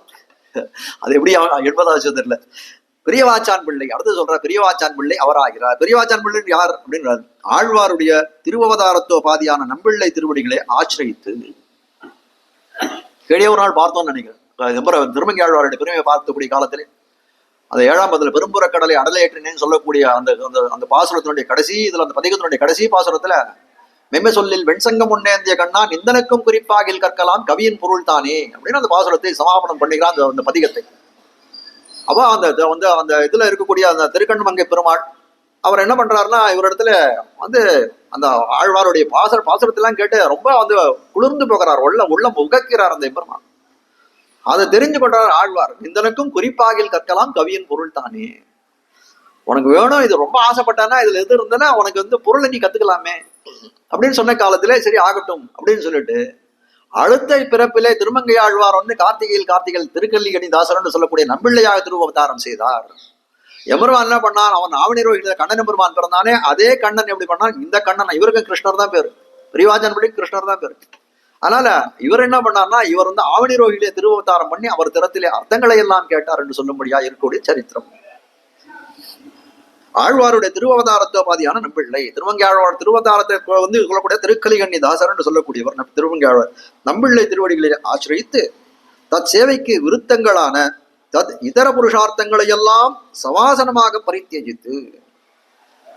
பெரியவாச்சான் பிள்ளைன்ற எப்படி இருக்கார், அவர் திருவடியில வந்து நம்பிள்ளை திருவடியில ஆசிரியித்தார். ஆசிரியித்து அதுக்கு அனுகுணமாக ஒரு பெரியவர் திருவடியில ஆசிரியத்திருக்குமே, அதுக்காக அப்படியே வந்து ஆசிரியிச்சுட்டோன்ற ஒரு பருவம் நமக்கு ஏற்பட்டுருமானா இல்ல. அதுக்கு அனுகுணமாக நம்ம இருக்கணுமே. அந்த பெரியவர் திருவடியில ஆசிரியக்கக்கூடிய காலத்திலே அதற்கு தகுந்தவாறு நம் நடத்தைகள் இருக்க வேண்டும். அதுக்காக என்ன பண்றார், அந்த சேவைக்கு அந்த ஆச்சாரிய சேவைக்கு விருத்தங்களாக எந்தெந்த முரண்பாடாக இருக்கக்கூடியதோ அந்த இதர புருஷார்த்தங்களை எல்லாம் அந்த ஆச்சாரிய கைங்கரியத்துக்கு விருத்தமாக இருக்கக்கூடிய முரண்பாடாக இருக்கக்கூடிய பயன்களை எல்லாம் சவாசனமாக பரித்தியஜித்து, அதாவது அந்த வாசனையே இல்லாத இருந்தது நமக்குன்னு சொல்லும்படியாக பரித்தியஜித்தார். சகலார்த்தங்களையும் அவர் சந்நிதியிலே நன்றாக கேட்டு அவருக்கு அத்தியந்தம் அபிமதராயிருக்கும். அவர் எல்லா அர்த்தங்களையும் பெரியவாச்சான் பிள்ளைன்னு சொல்லக்கூடியவர் சகலவிதமான அர்த்தங்களையும் நம்பிள்ளை திருவடிகளே கேட்டவர். பெரியவாச்சான் பிள்ளை சொல்லக்கூடிய காலத்துல பரம காரணிகரான பெரியவாச்சான் பிள்ளை. எல்லா திவ்ய பிரபந்தங்கள் மொத்தத்துக்கும் வந்து வியாக்கியானம் விட்டவர் ஒரு ஒரு மகாத்மா ஒருத்தர் உண்டு அப்படின்னா அது பெரியவாச்சான் பிள்ளை தவிர யார்? அதனாலே அவர் திறத்தில கேட்டார். அதுவும் அது மட்டும் இல்ல, நம்பிள்ளைக்கு அபிமதமராக இருக்கக்கூடிய அவருக்கு ரொம்ப விருப்பப்படக்கூடியவராக இருக்கக்கூடியவர் தெள்ளார் வடக்கு திருவீதி பிள்ளை. வடக்கு திருவீதி பிள்ளைன்னு சொல்லக்கூடியவர் அவர் திருவாய்மொழியில் அர்த்தங்கள் எல்லாம் பிரகாசிக்கும்படியால் மிக்க தெளிவை உடையார். அத்தாலே ச கிருஷ்ணத்வயோ என்னும்படி வடக்கு திருவீதி பிள்ளை எப்படின்னா இவரோட சகாத்தியாய் பெரியவாச்சான் பிள்ளை எப்படி நம்பிள்ளை திருவடியிலே ஆசிரியத்து அவரிடத்துல அர்த்தங்கள் கேட்டாரோ, வடக்கு திருவீதி பிள்ளையும் அதே போல நம்பிள்ளை திருவடியிலே அர்த்தங்களை அதிகரித்தார் என்று காட்டக்கூடியதா இருக்கக்கூடியது. திருவாய்மொழியில் அர்த்தங்கள் எல்லாம் பிரகாசிக்கும்படியால் மிக்க தெளிவை உடையாய். அத்தாலே நம்ம சகிருஷ்ணத்வயோ, அதாவது திருவாய்மொழி தனியன் செய்யக்கூடிய காலத்தே வந்து தனியன் செய்யக்கூடிய காலத்திலே சகிருஷ்ணத்யவோ, இரு கண்ணருக்கு அன்புடைய நம்பிள்ளை. தமிழ்ல சொல்ல முதல்ல சேர்க்கமே, இரு கண்ணருக்கு அன்புடைய, 2 பேரும் கிருஷ்ணன் பேரு, இரு கண்ணருக்கு அன்புடைய நம்பிள்ளை என்று சொல்லாரு. அது போல சகிருஷ்ணத்வயம், அதே சம்ஸ்கிருதம் தெரிவிக்கக்கூடிய காலத்தை சகிருஷ்ணத்வயம்னு தெரிவிக்கிறார். 2 துவயம்னா 2 சகிருஷ்ணத்வயம். அது வந்து என்ன சொல்ற திவிவச்சனம்ன்றதான் துவயம்னு போட்டார். சகிருஷ்ணத்வயம் 2 இரு கண்ணருக்கு அன்புடைய நம்பிள்ளை என்று சொல்லும்படியா என்னும்படி பெரியவாச்சான் பிள்ளையோடு ஒரு கோவையாய். எப்படி படித்தார்னா பெரியவாச்சான் பிள்ளையோடு அப்படியே ஒரு வந்து அந்த சகாத்தியாயின்னு சொல்லும்படியாய் ஒரு கோவையாய் நம்பிள்ளை திருவடிக்கு அத்தியந்தம் அத்தரங்கராய், ரொம்ப அணுக்கராய், நம்பிள்ளை திருவடியில் அத்திரங்கராய், அதிகிருத பரமார்த்தராய். அதாவது சாரார்த்தங்களை எல்லாம் நம்பிள்ளை தரத்திலே வந்து அறிந்தவராய் இருக்கக்கூடியவர், அபிமான நிஷ்ட அக்ரகண்யராய் இருக்கும் அவர். சாரார்த்தத்தெல்லாம் நம்பிள்ளை தரத்திலே எல்லா விதமான அர்த்தங்களையும் வந்து பழுக்க கேட்டவராய் இருக்கிறார். அதனால என்னதுரா, அந்த அபிமானத்தினாலே அபிமான நிஷ்ட அக்ரகண்யராய் இருக்கக்கூடிய, அக்ரகண்யர்னா வந்து எண்ணிப்படக்கூடிய காலத்திலே முதல்ல இருக்கக்கூடியவர் அக்ரகண்யர். சில பேரை விரலூட்டு எண்ணிடலாம்னு சொல்றோம் இல்லையா, இந்த மாதிரி ஒரு వ్యక్தியை விரலூட்டு எண்ணலாம். அப்படி எண்ணக்கூடிய காலத்துல எப்படி இருப்பான், முதல்ல வரக்கூடியவர் இருக்கக்கூடிய யாருன்னா வடக்கு திருவீதி பிள்ளை என்று சொல்லும்படியா இருக்கக்கூடியது. மணவாள யோகி, அடுத்தது அழகிய மணவாளச்சியர், வாதிகேசரி அழகிய மணவாளச்சியர்னு சொல்லக்கூடியவர். அவர் எப்படி இது பண்ண அவராகிறார், அபயப்பிரத ராஜபுத்திரர் என்னும்படி பெரியவாச்சான் பிள்ளைக்கு குமாரரான நயினாராச்சான் பிள்ளை திருவடிகளை சதா சேவைஸ்வர்யாத் என்னும்படி பழுக்க சேவித்து. வாதிகேசரி அழகிய மணவாளச்சியர்னு சொல்லக்கூடியவர் என்ன அப்படின்னா, அழகிய மணவாளச்சியர் தான் பேர். அதுக்கப்புறம் வாதிகேசர்னு அவர் கிடைச்ச வந்து இதுதான் விருதாவளிதான். அவர் தான் அழகிய மணவாளச்சியர். யார் திருவடியில் ஆச்சரித்தார்னா அபயபுத்திர ராஜர் என்று சொல்லும்படியா இருக்கக்கூடிய பெரியவாச்சான் பிள்ளை. அந்த பெரியவாச்சான் பிள்ளையினுடைய திருவடி, அதாவது குமாரராக இருக்கக்கூடிய நயினாராச்சான் பிள்ளைன்னு ஒரு சுவாமி, அவர் திருவடிகளை ஆசிரியர். அவருக்கு எப்படி வந்தது, நம்பிள்ளை திறத்திலிருந்து பெரியவாச்சான் பிள்ளைக்கு வந்து, பெரியவாச்சான் பிள்ளையிலிருந்து நயினாராச்சான் பிள்ளைக்கு வந்தது. அப்படியே குலதனமாக வந்து அந்த அரும்பொருள்கள் எல்லாம் நயினாராச்சான் பிள்ளை திருவடிகளை எல்லாவற்றையும் சகலார்த்தங்களையும் கற்றுத் தேர்ந்தவராக இருக்கக்கூடியவர் அந்த அழகிய மணவாளச்சியர் என்று சொல்லக்கூடியவர். சதாசேவ ஐஸ்வர்யாது, இவருக்கு ஐஸ்வர்யம்னு சொல்லக்கூடியதுன்னா அவருக்கு வந்து பண்ணிட்டு இருந்த ஐஸ்வர்ய சேவை தான் இவருக்கு ஐஸ்வர்யமாக இருந்தது. சதாசேவ ஐஸ்வர்யாது என்று சொல்லும்படியாய் என்னும்படியா பழுக்க சேவித்து தர்சன ரகசிய தாத்பரியார்த்தங்களையும் திவ்ய பிரபந்த தாத்பரியார்த்தங்களையும் அவர் உபதேச முகத்தாலே லபித்து, அவர் என்ன சொன்னாரோ அந்த உபதேச முகத்தாலே இவர் லபித்தார் என்று காட்டுகிறார்கள். ஆறு இவருடைய நயினாராச்சான் பிள்ளை திருவடியிலே ஆசிரியத்து அதையெல்லாம் பெற்றார் என்று சொல்லும்படியா இருக்கக்கூடியது.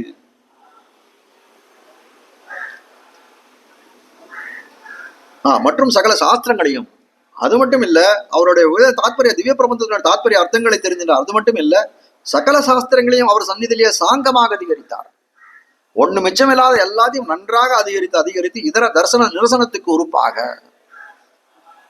அதாவது நம்ம சம்பிரதாயத்தை தெரிஞ்சுக்கிறதுன்னு ஒண்ணு ஸ்வமத ஸ்தாபனம், நம்மளுடைய இந்த சம்பிரதாயத்தை நிலைநிறுத்துறது. அப்படி நிலைநிறுத்தக்கூடிய காலத்துல என்னன்னா இதர சம்பிரதாயத்துக்கு நமக்கு இருக்கக்கூடிய அந்த ஒப்பீடுகள் எல்லாம் பார்த்து இதெல்லாம் தவறுன்னு சொல்லி நிறுத்து பண்ணணுமே, அதான் நிரசனம். அப்படிப்பட்ட நிரசனத்தையும் செய்யக்கூடிய இதர தரிசன நிரசனத்துக்கு உறுப்பாக அந்த கண்டனங்கள்லாம் பண்ணார். அந்த தர்க்கங்கள்லாம் பண்ணதுனால அவருக்கு என்ன பேருனா வாதிகேசரி. கேசரினா சிங்கம், வாதிகேசரினா வந்து வாதத்திலே சிங்கத்தை போல இருக்கக்கூடியவர் வாதிகேசரி என்று சொல்லும்படியாய், வாதிகேசரி என்று வாக் வைகரியை உடைத்தவர், நல்ல வாக்பெருமை வாக்மியா இருந்தார் என்று சொல்லும்படியா இருக்கக்கூடியது. ஏவம்பிதரான இவர்கள், இப்படிப்பட்ட இவர்கள் எல்லாம் திருவாய்மொழியை காத்தவர்கள் யார், இவர்கள் தான் என்று சொல்லும்படியா, அதாவது பிரமாண சிரேஷ்டமான திருவாய்மொழியை அல்பமதிகளால் அபிசால்யமாம்படி ஸ்வஸ்வ வியாக்கியானங்களாலே சுரட்சிதமாக ரட்சித்த மகா குணத்தை உடையவர்கள். அதாவது திருவாய்மொழின்னு சொல்லக்கூடியது எப்படின்னா பிரமாண சிரேஷ்டமா இருக்கக்கூடிய, ரொம்ப பிரமாணத்திலே ரொம்ப புகழ்பெற்ற வீரியத்தோட பெருமையோட விளங்கக்கூடியது என்று சொல்லக்கூடியதா இருக்கக்கூடிய திருவாய்மொழி இல்லையா. அப்படிப்பட்ட பிரமாண சிரேஷ்டமா இருக்கக்கூடிய திருவாய்மொழி அல்பமதிகளாலே அவிசால்யமாம்படினா என்னன்னா ஒரு குழப்பமுடைய ஒரு கடை, என்ன சொல்றது, ஒரு குட்டை ஒண்ணு இருக்கு, அதை போய் ஒரு குட்டையை கலங்கினா என்ன ஆகும், அதுல இருக்கக்கூடிய சேரெல்லாம் வந்துருமே. அப்ப என்ன கலங்கியது, அது கலங்கிய ஒரு இதுவா போயிடும். அது போல என்ன நடந்தா அவிசாலியம்னா அவர் கலக்கிறது. கலக்கியமா மனத்திறனாய் கைகேசி வரம் வேண்ட, கைகேசி கேட்கறா. அப்ப என்ன ஆச்சு, மனத்துக்கு கலக்கத்தை தானே ஏற்படுத்தினான் தசரதனுக்கு. அது போல என்னன்றது அது குழம்பின குட்டையாக போய் விடுகிறது. அது எப்படி ஆறுதுன்னா, திருவாய்மொழிக்கு பொருளை சொல்லணும்னு சொல்லக்கூடியவர்கள் யார்? மந்தமதிகளாய் அருள் பெற்ற நாதமுனி முதலாம் நம் தேசிகர் இல்லா என்று சொல்லப்படாது அல்லாதவராய் இருக்கக்கூடியவர்கள். இப்படிப்பட்ட திருவாய்மொழிக்கு அர்த்தம் சொல்லணும்னு வரக்கூடிய காலத்துல என்ன ஆகும்? அது அவிசால்யமாகும் என்று சொல்லும்படியாய் அவர்களாலே என்ன கிடைக்கக்கூடிய அர்த்தங்கள் குழப்பத்தை விளைக்கக்கூடியதாய் இருக்கும். சொல்ற மந்தமதிகளாலே அவிசால்யமாம்படி என்று சொல்லுகிறார். அதுல குழப்பத்தை விளைவிக்கக்கூடியதாய் ஸ்வசிய வியாக்கியானம், அப்படிப்பட்ட குழப்பங்கள் ஏதும் ஏற்படாமல் ஸ்வஸ்வ வியாக்கியானங்களிலே தங்களுடைய வியாக்கியானங்களாலே சுரட்சிதமாக ரட்சிதம்னாலே காப்பு. சுரட்சிதம்னு போட்டா என்னன்னா இன்னும் நன்றாக சேமித்து வைத்ததாக இருக்கக்கூடியது. சுரட்சிதமாக ரட்சித்த மகா குணத்தை உடையவர்கள், திருவாய்மொழியை காத்த குணவாளர்கள். அதனால சொல்றார் மகா குணத்தை உடையவர்கள். 6000 படி தொடங்கி 12000 படி இறுதியாக வியாக்கியானம் பண்ணி அருளினபடியை மேலே இவர் தாமே வியக்தமாக அருளி செய்கிறார். திருவாய்மொழிக்கு ஏற்பட்டிருக்கூடியது 6000 படி, 9000 படி, 24000 படி, ஈடு 36,000 படி, அதுக்கப்புறம் 12000 படின்னு சொல்லக்கூடிய 5 வியாக்கியானங்கள் வந்து சொல்றார். மேல வந்து இது எல்லாத்துக்கும் ஒரு தனியே ஒரு பாசனங்களை இட்டு விளக்கப் போகிறான்னு சொல்கிறார். 12000 படி தொடங்கி 6000 படி தொடங்கி 12000 படி இறுதியாக வியாக்கியானம் பண்ணி அருளபடியை இவர் தாமே மேலே வியக்தமாக தெரிவிக்கப் போகிறார். காத்த குணவாளர் நெஞ்சே கூறு.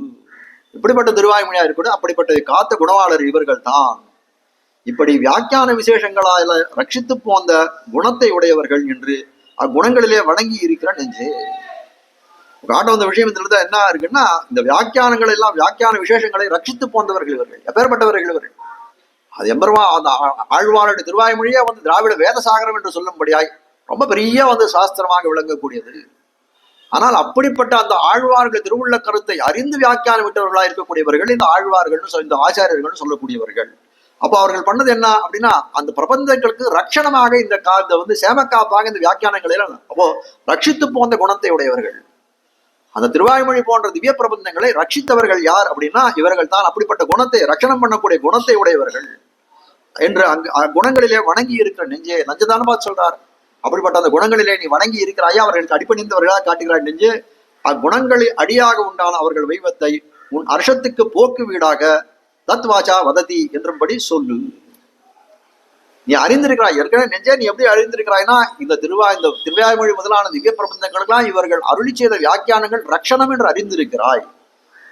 அந்த குணங்களுக்கு அடியாக அப்படிப்பட்ட குணங்கள் பொருந்தியவர்கள் இவர்கள் அப்படிப்பட்ட அவர்களுடைய வைபவத்தை, அப்படிப்பட்ட குணவாளர்னு சொல்லக்கூடிய அவர்களுடைய வைபவத்தை உன் அர்ஷத்துக்கு, அர்ஷனா உன்னோட சந்தோஷத்துக்கு போக்கு வீடாக கொள். எதையோ நினைச்சு நீ சந்தோஷப்படாத. தெருவில் போற வர விஷயத்தெல்லாம் நினைச்சு சந்தோஷப்படாத. உனக்கு சந்தோஷப்படுறதுக்கு நிறைய ரொம்ப பிரமாதமான விஷயங்கள், சீர்மையான விஷயங்கள், உயர்ந்த விஷயங்கள் உனக்கு இருக்கக்கூடிய காலத்து ஏன் எதையோ நினைச்சு சந்தோஷப்படுற? உனக்கு போக்கு வீடா, உன் சந்தோஷத்துக்கு போக்கு வீடாக வேணும்னு நினைச்சா நீ இந்த குணவாளர்களுடைய வைபவத்தை நினைத்து பாரு. அதுவே உனக்கு சந்தோஷத்துக்கு போக்கு வீடாக இருக்கும். இது தவிர வேற என்ன வேணும்? தத்வாச்சா வததி என்று சொல்லும்படியாய் வாக்காலே சொல்லு. உன் வாக்கால் மனசு இது பண்றையோ மனசில் நினைக்கிறான். அப்படிப்பட்டவருடைய வைபவங்களையும் வாக்கால் தத்வாச்சா வததி என்று சொல்லும்படி மனசுக்கு துவாரமாயிருக்கும் மற்ற கரணங்கள் தான் இருப்பது. அந்த உண்மையை பற்ற என்கிறார். தத்வாச்சா வஜதி, அதை வாக்காலே சொல்லு. அதை வாக்காலே சொல்லு என்னும்படி மனசுக்கு துவாரமா இருக்கிறது. மனசு நினைக்கிறது, ஒரு விஷயத்தை நினைக்கிறது. மனசு நினைக்கக்கூடிய காரணத்தை எப்படி செயலாற்றுவோம் அப்படின்னு கேட்டா, அது ஒரு கரணங்களால இது பண்ணுவோம். 5 கரணங்கள் இருக்கு நமக்கு. மனசு ஒண்ணு நினைக்கிறது, வாயால ஒரு பேச சொல்றதுன்னா அது என்ன எந்த முகேன, அந்த முகேன அந்த இதை அந்த வார்த்தையாக சொல்லிக்கிறோம்.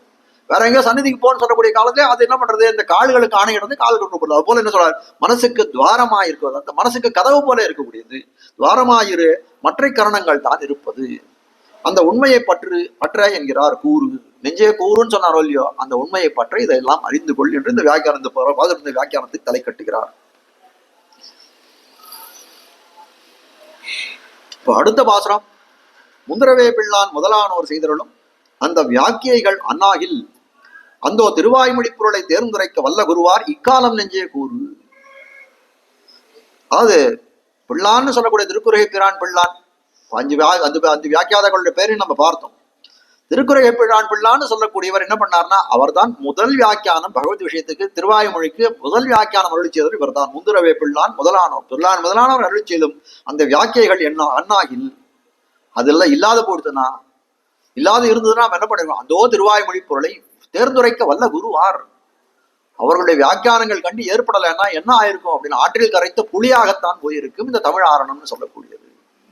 அதனால சொல்லிக்கா அந்த திருவாய்மொழி தேர்ந்து வல்ல குருவார் இக்காலம் நெஞ்சே கூறு.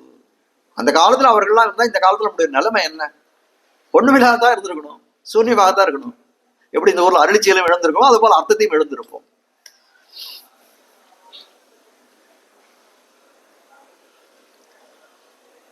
முந்துரவே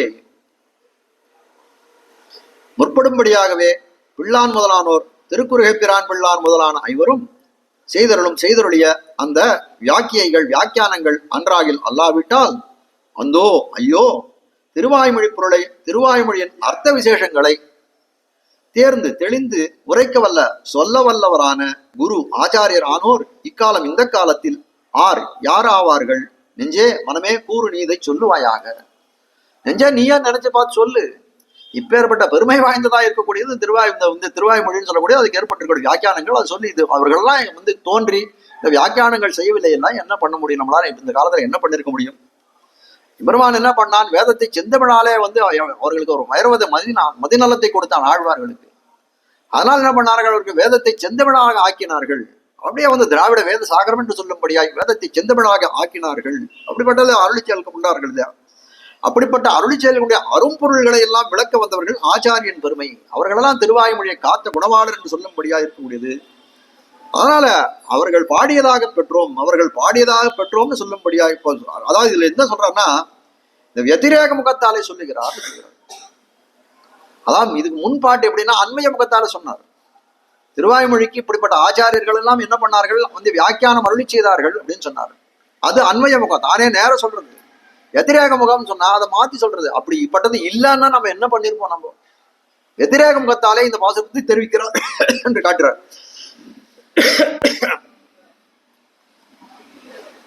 முற்காலத்திலே முற்காலத்திலே அவர்கள் செய்த வியாக்கியானங்களின் அருமையை முகத்தாலே வத்திரேக முகத்தாலே தம் திருவுள்ளத்தை குறித்து அருளி செய்கிறார். அது முதல் வியாக்கியானம் திருக்குறை பிரான் பிள்ளானுடைய வியாக்கியானம் தான். அதாவது சொல்றாரு முந்துரவே பிள்ளான்னு சொன்னதுனால முற்காலத்திலே, அதாவது முற்காலத்திலேன்னா சொல்லக்கூடியது வியாக்கியானங்கள் ஏதும் ஏற்படாத காலத்திலே முற்காலத்திலே அவர்கள் செய்த வியாக்கியானங்களின் அருமையை. இப்படி 5 பேர் வியாக்கியானங்கள் செய்திருக்கிறாய். அந்த 5 பேரும் நீ வியாக்கியானங்களை வத்திரேக முகத்தாலே தம் திருவுள்ளத்தை குறித்து அருளி செய்கிறார். நெஞ்சை குறித்து சொல்றார். எப்படின்னு கேட்டா, வத்திரேக முகத்தாலே இப்படிப்பட்ட வியாக்கியான கிரந்தங்கள் அவதரிக்கலன்னா நாம இந்த காலத்துல எப்படி இருப்போம்? அதான் வத்திரேக முகம்னு சொல்லக்கூடியது. அண்மைய முகம்னா நேர சொல்றது. இந்த வியாக்கியானம் ரொம்ப சீர்மைப்படுத்துதுன்னு சொல்றது. இந்த வியாக்கியானம் இல்லைன்னா நான் எப்படி தரிப்போம்னு சொல்றது வத்திரேக முகம் என்று காட்டுகிறார்கள். முந்திரவே பிள்ளான் செய்தருளும் என்று அந்த வத்திரேக முகத்தால சொல்ல ஆரம்பிக்கூடிய காலம், அந்த பாசனம் ஆரம்பிக்கூடியது எப்படின்னா முந்திரவே பிள்ளான் என்று தொடங்குகிறார்.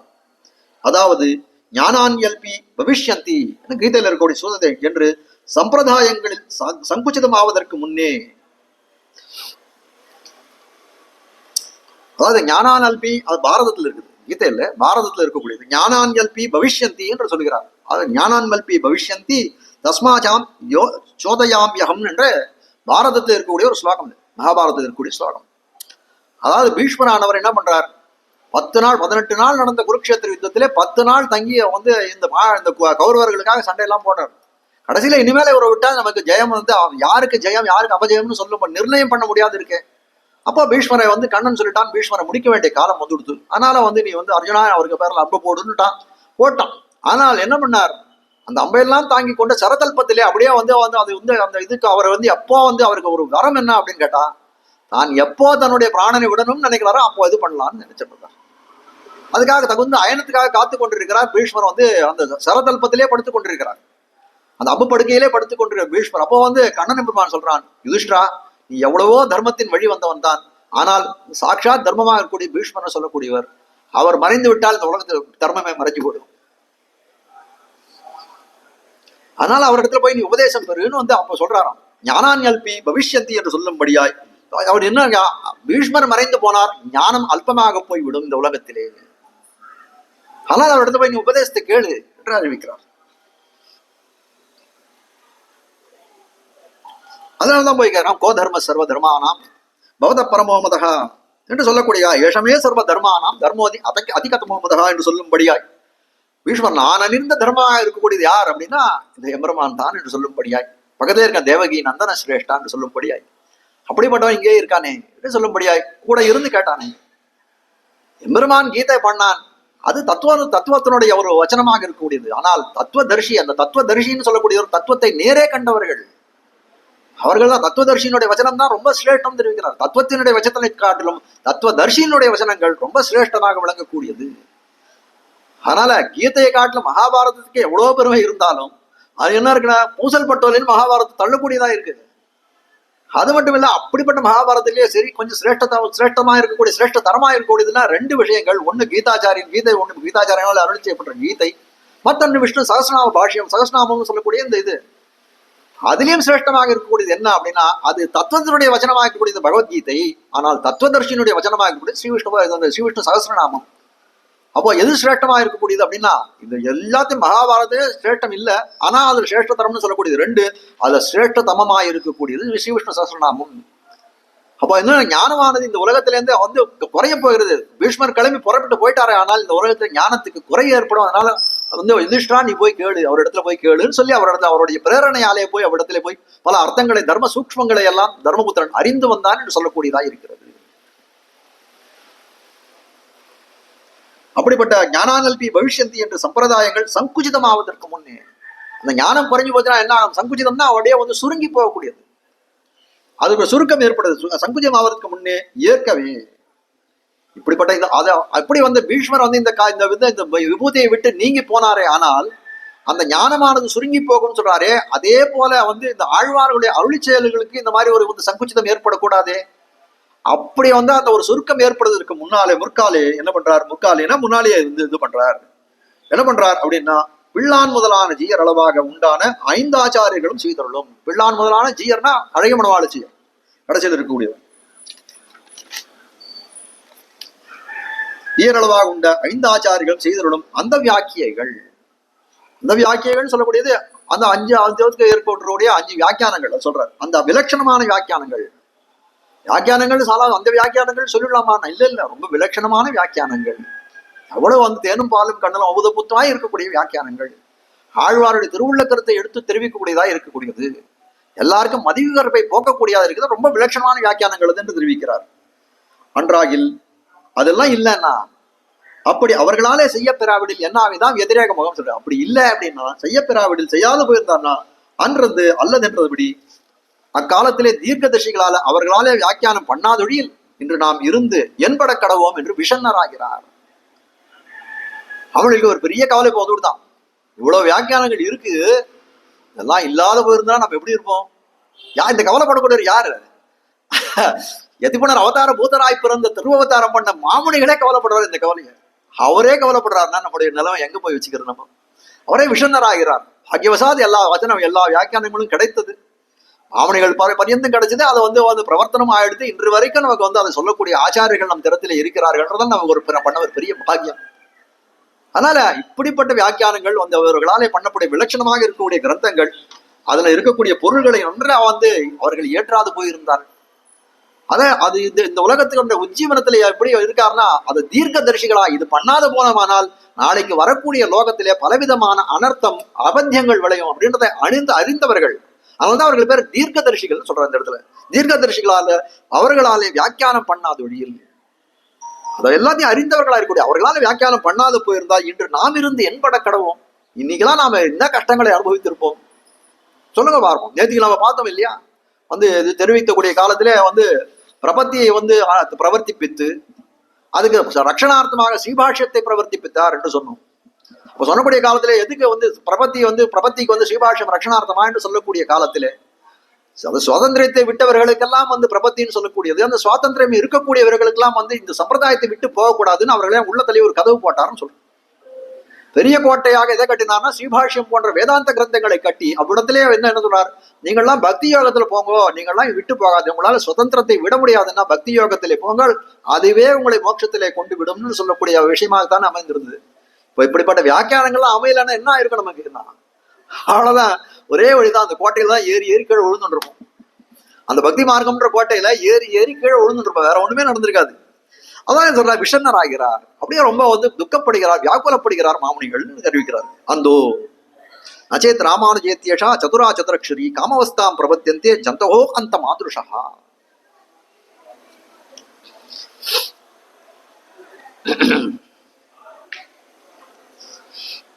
அது ஆழ்வான் இந்த ஸ்லோகத்தை அருளி செய்தவர் கூறத்தாழ்வான் தான் அருளி செய்திருக்கிறார். ஆழ்வான் எப்படிப்பட்டவராக இருக்கார் அப்படின்னு கேட்டா, எல்லாம் குல தனம் என்ன, கல்வி தனம் என்ன, அவருக்குடைய இருக்கக்கூடிய நடத்தை தனம் என்னன்னு சொல்லும்படியா எல்லா விதமான தனமும் புரிந்தவர்.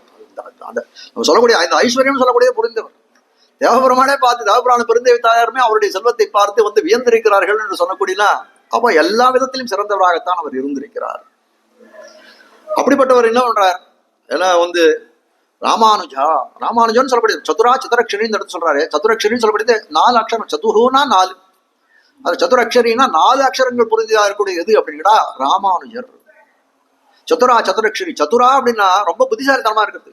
சதுரக்ஷரின்னா 4 எழுத்துக்கள் உடையதா இருந்தது. அந்த 4 எழுத்துக்கள் புரிந்திய ராமானுஜர் தன்னுடைய சதுரமான இதனாலே நம்மளுக்கு எதை பெற்றுக் கொடுத்தார்னு கேட்கிறார். மோட்சத்தை தானே பெற்றுக் கொடுத்தார். சதுரா நச்சேத் ராமானுஜேத்யஷா சதுரா சதுரக்ஷரி காமவஸ்தாம் பிரபத்தியந்தே ஜந்தஹோ அந்த மாதுருஷா. அப்படி அவர் மட்டும் நமக்கு மோட்சத்தை பெற்றுக் கொடுக்காது போயிருந்தால் நம்மளாம் எப்படி எந்த ஜந்துவா இருக்கோம், ஜந்துவோ அந்த மாதுருஷா, நம்மளாம் ஒரு ஜந்துவாக தான் பிறந்திருப்போம், ஜந்துவாகத்தான் போயிருப்போம் என்று சொல்லும்படியாய் சொல்லவர் யார் அப்படின்னா ராமானுஜருக்கே பெற்றுக்கூடிய அர்வாஞ்சோ எத்பத சரசிய துவந்தம் ஆசிரித்திய பூர்வே மூர்னா யஸ்யான் வயம் முகதா தேசிகா முக்திமாபூ ஸ்வயம் ராமானுஜ முதிர்பி ஸ்வீய முக்திம் கரஸ்தாம் எச்சம்பதாத் அமுனதகதம் பர்ணதே கூரநாதகா என்று சொல்லும்படியாய் சொல்லக்கூடிய ஆள் யாரு, వ్యక్తి யாருன்னு கேட்டா, ராமானுஜருக்கே தன்னுடைய மோட்சத்தை கிடைக்குமோ கிடைக்காதுன்னு யோசனை பண்ணிருந்த காலத்திலே தன்னுடைய சம்பந்தத்தாலே அவருக்கும் மோட்சத்தை பெற்றுக் கொடுத்த கூரத்தாழ்வான் சொல்லுகிறார். ராமானுஜா என்று சொல்லக்கூடிய 4 அக்ஷரமானது என்ன பண்ணுது, அவருடைய சதுரமான இதனாலே, அந்த சதுரரா இருந்ததுனாலே நமக்கெல்லாம் மோட்சத்தை பெற்று நம்ம எல்லாம் ஜந்துவாகாமல் காப்பாற்றினார். நாராயணா சொல்றது 4 அக்ஷரம் தான். அந்த நாராயணன் சொல்லக்கூடியது பண்ணாத பெருமைகளை எல்லாம் பண்ணக்கூடியதுன்னா ராமானுஜான்னு சொல்லக்கூடிய 4 அக்ஷரம். திருவாய்மொழி பொருளை தேர்ந்தெடுக்க வல்ல குருவார் இக்காலம் நெஞ்சே கூறு. திருவாய்மொழி பொருளை சொல்லக்கூடிய அதுக்கு இருக்கக்கூடிய அதிகாரிகள் யாரும் உண்டாய் விடத்துல இக்காலம் நெஞ்சே கூறு. அந்த காலமே அப்படி இருக்க, அந்த காலத்திலே ரொம்ப துர்லபமா இருந்தது தானே தெரிவிக்கிறார். இக்காலம் அந்த காலத்தை பத்தி சொன்னா எப்படி கைமத்திக்கு நியாயம் தான். அந்த காலமே அப்படி இருந்தா இந்த காலத்தை பத்தி சொல்றதுக்கு இழுவு உண்டோ என்று சொல்லும்படியாய் நெஞ்சே கூறு. திருவாய்மொழி பொருளை தேர்ந்துரைக்கும் போது தெள்ளாறு ஞானம் உடையவராக வேண்டாவோ. கீழே சொல்றாரு இல்லையா, தெள்ளாறு ஞான திருக்குறுகை பிரான் பிள்ளான் தெளிந்த ஞானத்தை உடையவராய் இருக்கக்கூடியவர் என்று தெரிவிக்கிறாரு. தெள்ளார் அப்படின்னு சொன்னா மயர்வர மதிலர் மற்றும் ஆழ்வார்கள் திவ்ய பிரபந்தத்தை விளக்கணும் அப்படின்னு சொன்னா எப்படி விளக்க வேணும்னா அவர்களுக்கு தெளிந்த ஞானம் இருக்க வேண்டும். அது இல்லன்னா எப்படி சொல்ல முடியும்? ஆழ்வாருடைய திருவுள்ள கருத்தை அறிந்து சொல்லணும்னா அதுக்கு எப்பேற்பட்ட ஞானம் இருக்கணும்? தெளிவில்லா கலங்கள் நீர் சூழ் திருவரங்கத்துள்ளுவாங்க காவிரியை போல இருக்குமானா அப்படிலாம் இருக்க முடியாது. ஒரு காலத்துல அப்படின்னு சொல்றாரு, இப்படின்னு சொல்றாரு, தெளிவுற்ற காவிரின்னு சொல்றாரு. அதுபோல தெளிவில்லா இருக்கக்கூடிய மனத்தை கொண்டு அது இது பண்ண முடியுமானா இல்ல, நல்ல தெளிந்த ஞானத்தை உடையவராக இருக்கக்கூடிய திருக்குறுகை பிரான். அதனாலதான் அந்த இடத்துல சொல்றாங்க, ஆழ்வாருடைய எதை சொல்லணும்னா அவருக்கு நல்ல ஞானம் ஒரு கரைப்படாத ஞானம், மாசற்ற ஞானம் அவருக்கு இருக்கணும். அப்படிப்பட்ட ஞானம் படைத்தவராக இருக்கக்கூடிய திருக்குறுகை பிரான் பிள்ளான். எல்லாரும் ஞானம் உடையாக வேண்டாமோ இத்தை இப்போது நிரூபித்து சொல்ல வெளிச்செறிப்பை உடையாரா. இப்படிப்பட்ட இதை தெல்லாரும் ஞானம் சொல்லக்கூடியது அவர் இதை இப்போது நிரூபித்து சொல்ல வல்ல வெளிச்செறிப்பை ஞானச்சிறப்பை உடையவர் யாராவது உண்டா?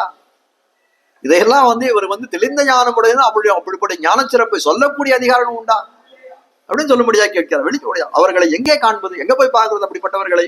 ஏதத் காலத்தில் அவர்களுடைய ஞான மாந்தியத்தையும், ஏதத்னா இந்த காலத்துல இருக்கக்கூடிய ஞான மாந்தியம்னா ஞான குறைவு, ஞான மாந்தியத்தையும் திராவிட வேத சாகரம் என்னும்படி நம்முடைய ஞானம் எப்படி இருக்குன்னா ரொம்ப தாழ்ந்திருக்கு. ஆனால் நம்ம அறிய வேண்டிய விஷயம் எப்படி இருக்குன்னா திராவிட வேதசாகரம் என்று சொல்லும்படியாய் ஒரு கடலை போல இருக்கக்கூடிய திருவாய்மொழி ஏனைய திவ்ய பிரபந்தங்கள் எல்லாம். அப்ப அறிய வேண்டிய விஷயம் நிறைய இருக்கு, அதற்கு தக்கபடியான ஞானம் நம் திறத்திலே இல்லை. அப்ப என்ன இருக்கு, எல்லாம் எதிர்மறையா இருக்கு. பருவத பரமானு வாட்டை வாசிப்போரும் என்று சொல்லும்படியாய் ஒரு பர்வதத்துக்கும் ஒரு பரமானுக்கும் எப்படிப்பட்ட வித்தியாசம் உண்டோ அப்படிப்பட்ட வித்தியாசம் இவ்விடத்துல நமக்கு இருக்க பிரமாணங்களுக்கும் நம்முடைய அதை அறியக்கூடிய ஞானத்துக்கும் என்னும் அளவியன் அந்தாதி. அதே திராவிட வேதசாகரம் எடுத்து சொல்ல அளவியன் அந்தாதி, அளவுபட்டிருக்கக்கூடிய அளவுபடுத்த முடியாத அந்தாதி அது என்று காட்டுகிறார். எப்படி இருக்கு, கடலை போலே அளவற்றதாக இருக்கக்கூடிய திருவாய்மொழி திராவிட வேதசாகரம். அதனால தானே இதனுடைய அர்த்தம் காம்பீரியத்தையும் கண்டு, அர்த்த காம்பீரியம் கடலானது எப்படி பறந்து இருக்கும், சமுத்திரைவ காம்பீரியன்னு சொன்னா வால்மீகி.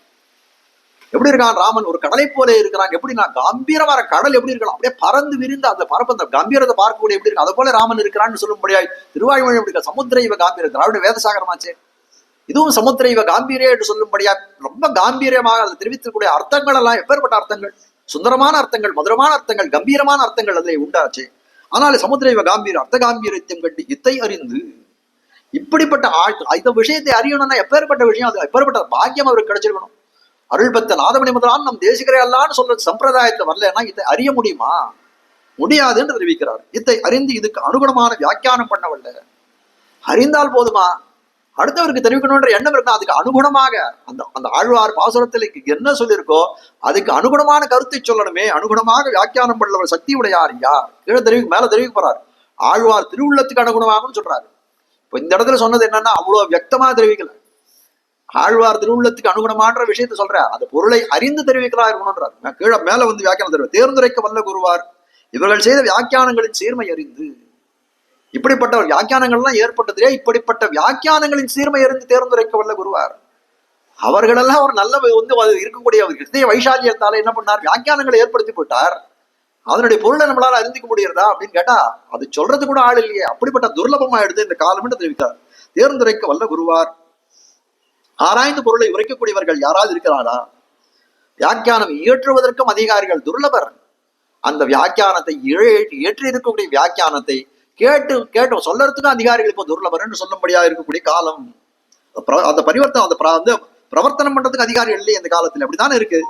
தேர்தலைக்கு இவர்கள் செய்தி இப்ப இது இவர் சொன்னது என்ன, புலராஜியர் எழுதின வியாக்கியானம் இருக்கணும். மாமுனிகள் காலத்துல இதுதான் திருவுள்ளம், மாமுனிகள் கருத்தை ஒட்டி தான் இவர் சொல்றான்னா 654 திருநட்சத்திரத்துக்கு முன்னாடியே வருஷத்துக்கு முன்னாடியே அப்படித்தான் இருந்தது காலம் அப்படின்னா இந்த காலத்தை பத்தி சொல்வதற்கும் வாய் உண்டோ. இவர்கள் செய்த வியாக்கியானங்களின் சீர்மையை அறியும், அந்த சீர்மையை அறிந்து கொள்ளணும். இவர்கள் பண்ணியிருக்கிறார்கள் அப்படின்னா அதனுடைய பெருமையை அறிந்தவராக இருக்கணும் சொல்லக்கூடியவர். அரிய கத்து வல்லார் என்னுமா போல அத்தை பிரவர்த்தித்து போருவார் தான். அரியக்கத்து வல்லார் வைட்டனவர் ஆழ்கடல் ஞானத்துள்ளே என்று தெரிவிக்கிறார். அரியக்கத்து வல்லார்னா எல்லாவற்றையும் அறிந்தவர்களா இருக்கக்கூடியவர்கள், அறிந்தவர்களா இருக்கணும். வீட்டுல சொல்றாரு அரியக்கத்து வல்லார்னா அறிந்தவரணும், அறிந்த பிறகு கற்றவராய் இருக்கணும், அதில் வல்லவராய் இருக்கணும், அல்லவராக தேர்ச்சி பெற்றவனாய் இருக்கணும். அவர்தான் அரியக்கற்று வல்லார். அதுல திருவாய்மொழின்னு ஒரு பிரபந்தம் இருக்கிறது அறிஞ்சுக்கணும். அது ஒரு ஆச்சாரிய குருமுகேன்னு அதை அத்தியனம் பண்ணணும். அதை தேர்ச்சி அதில் சொல்லக்கூடிய கருத்துக்களை எல்லாம் அனுஷ்டான பரியந்தம் கொண்டு அனைவருக்கும் பிரவர்த்தம் பண்ணக்கூடிய சாமர்த்தியம் பண்ணவனா இருக்கும் தான் அரியக்கத்து வல்லார். அப்படிப்பட்டவர்களால் இவர்கள் இருக்க அரியக்கத்து வல்லார் என்னுமா போல அத்தை பிரவர்த்திப்பித்து போருவார் தாம் ஓரொருத்தர் என்னும்படி அபூர்வமாயிருக்க. இப்படிப்பட்ட அதிகாரிகள் யார் அப்படின்னு கேட்டா ஓரொருவர் உண்டாகில் அத்தனை கான் உள்ள மேற்கேட சிவசம்பூஷணத்தினுடைய பெருமையை தெரிவிக்கக்கூடிய காலத்தில் எப்படி உண்டோ அதே போட்ட அப்படிப்பட்ட பெருமை இந்த திருவாய்மொழியினுடைய கிரந்தத்துக்கும் உண்டு. அதனுடைய அர்த்தங்களை சொல்லக்கூடிய அதிகாரிகள், அதாவது எழுதி வைத்த வியாக்கியானங்களே ரொம்ப துர்லபம். அந்த அப்படிப்பட்ட அந்த வியாக்கியானங்களை ஏற்றுவதற்கு அதிகாரிகள் துர்லபம்.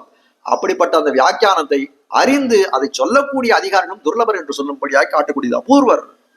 ஆழ்வார் திருவுள்ளத்தை அடியொத்தி, அது மட்டும் இல்ல சொல்லக்கூடிய காலத்துல எப்படி இருக்கணும்னா ஆழ்வார் சொன்ன விஷயத்துக்கு ஏதோ வியாக்கியானம் சொல்றேன்னு சொல்லிட்டு ஆழ்வார் திருவுள்ளத்துக்கு அனுகுணமாக இல்லாத விஷயங்களை நம்ம சொல்லவே கூடாதுன்றார். அப்ப எப்படி இருக்கணும், அது என்ன ஆழ்வார் திருவுள்ளத்துக்கு அனுகுணம், ஆழ்வார் சொன்ன விஷயம் இதுதான். அதனால்தான் ஆச்சாரியர் ஒரு கிரந்தம் ஏற்பட்டதுன்னா மாறன் மனம்னு சொல்லக்கூடிய ஒரு கிரந்தம் ஏற்பட்டதுன்னா காரணம் என்ன, ஆழ்வார் திருவுள்ள கருத்துக்கு விரோதமாக பல விஷயங்கள் அந்த காலத்துல நடந்தது. அதனாலதான் அழகமன நாயனார் என்ன பண்ணார், அந்த ஸ்ரீவஜன பூஷணத்துக்கு ஏற்பட்ட கண்டனங்களுக்காகவே ஏற்படுத்தப்பட்ட கிரந்தம் என்னன்னா ஆச்சாரிய தேவன்னு சொல்லக்கூடியது. அதுக்கு ரட்சணம் இது. அப்போ என்ன இது பண்ணணும்னா சொல்லக்கூடிய காலத்திலே அதுக்கு அனுகுணமாக இருக்கணும்.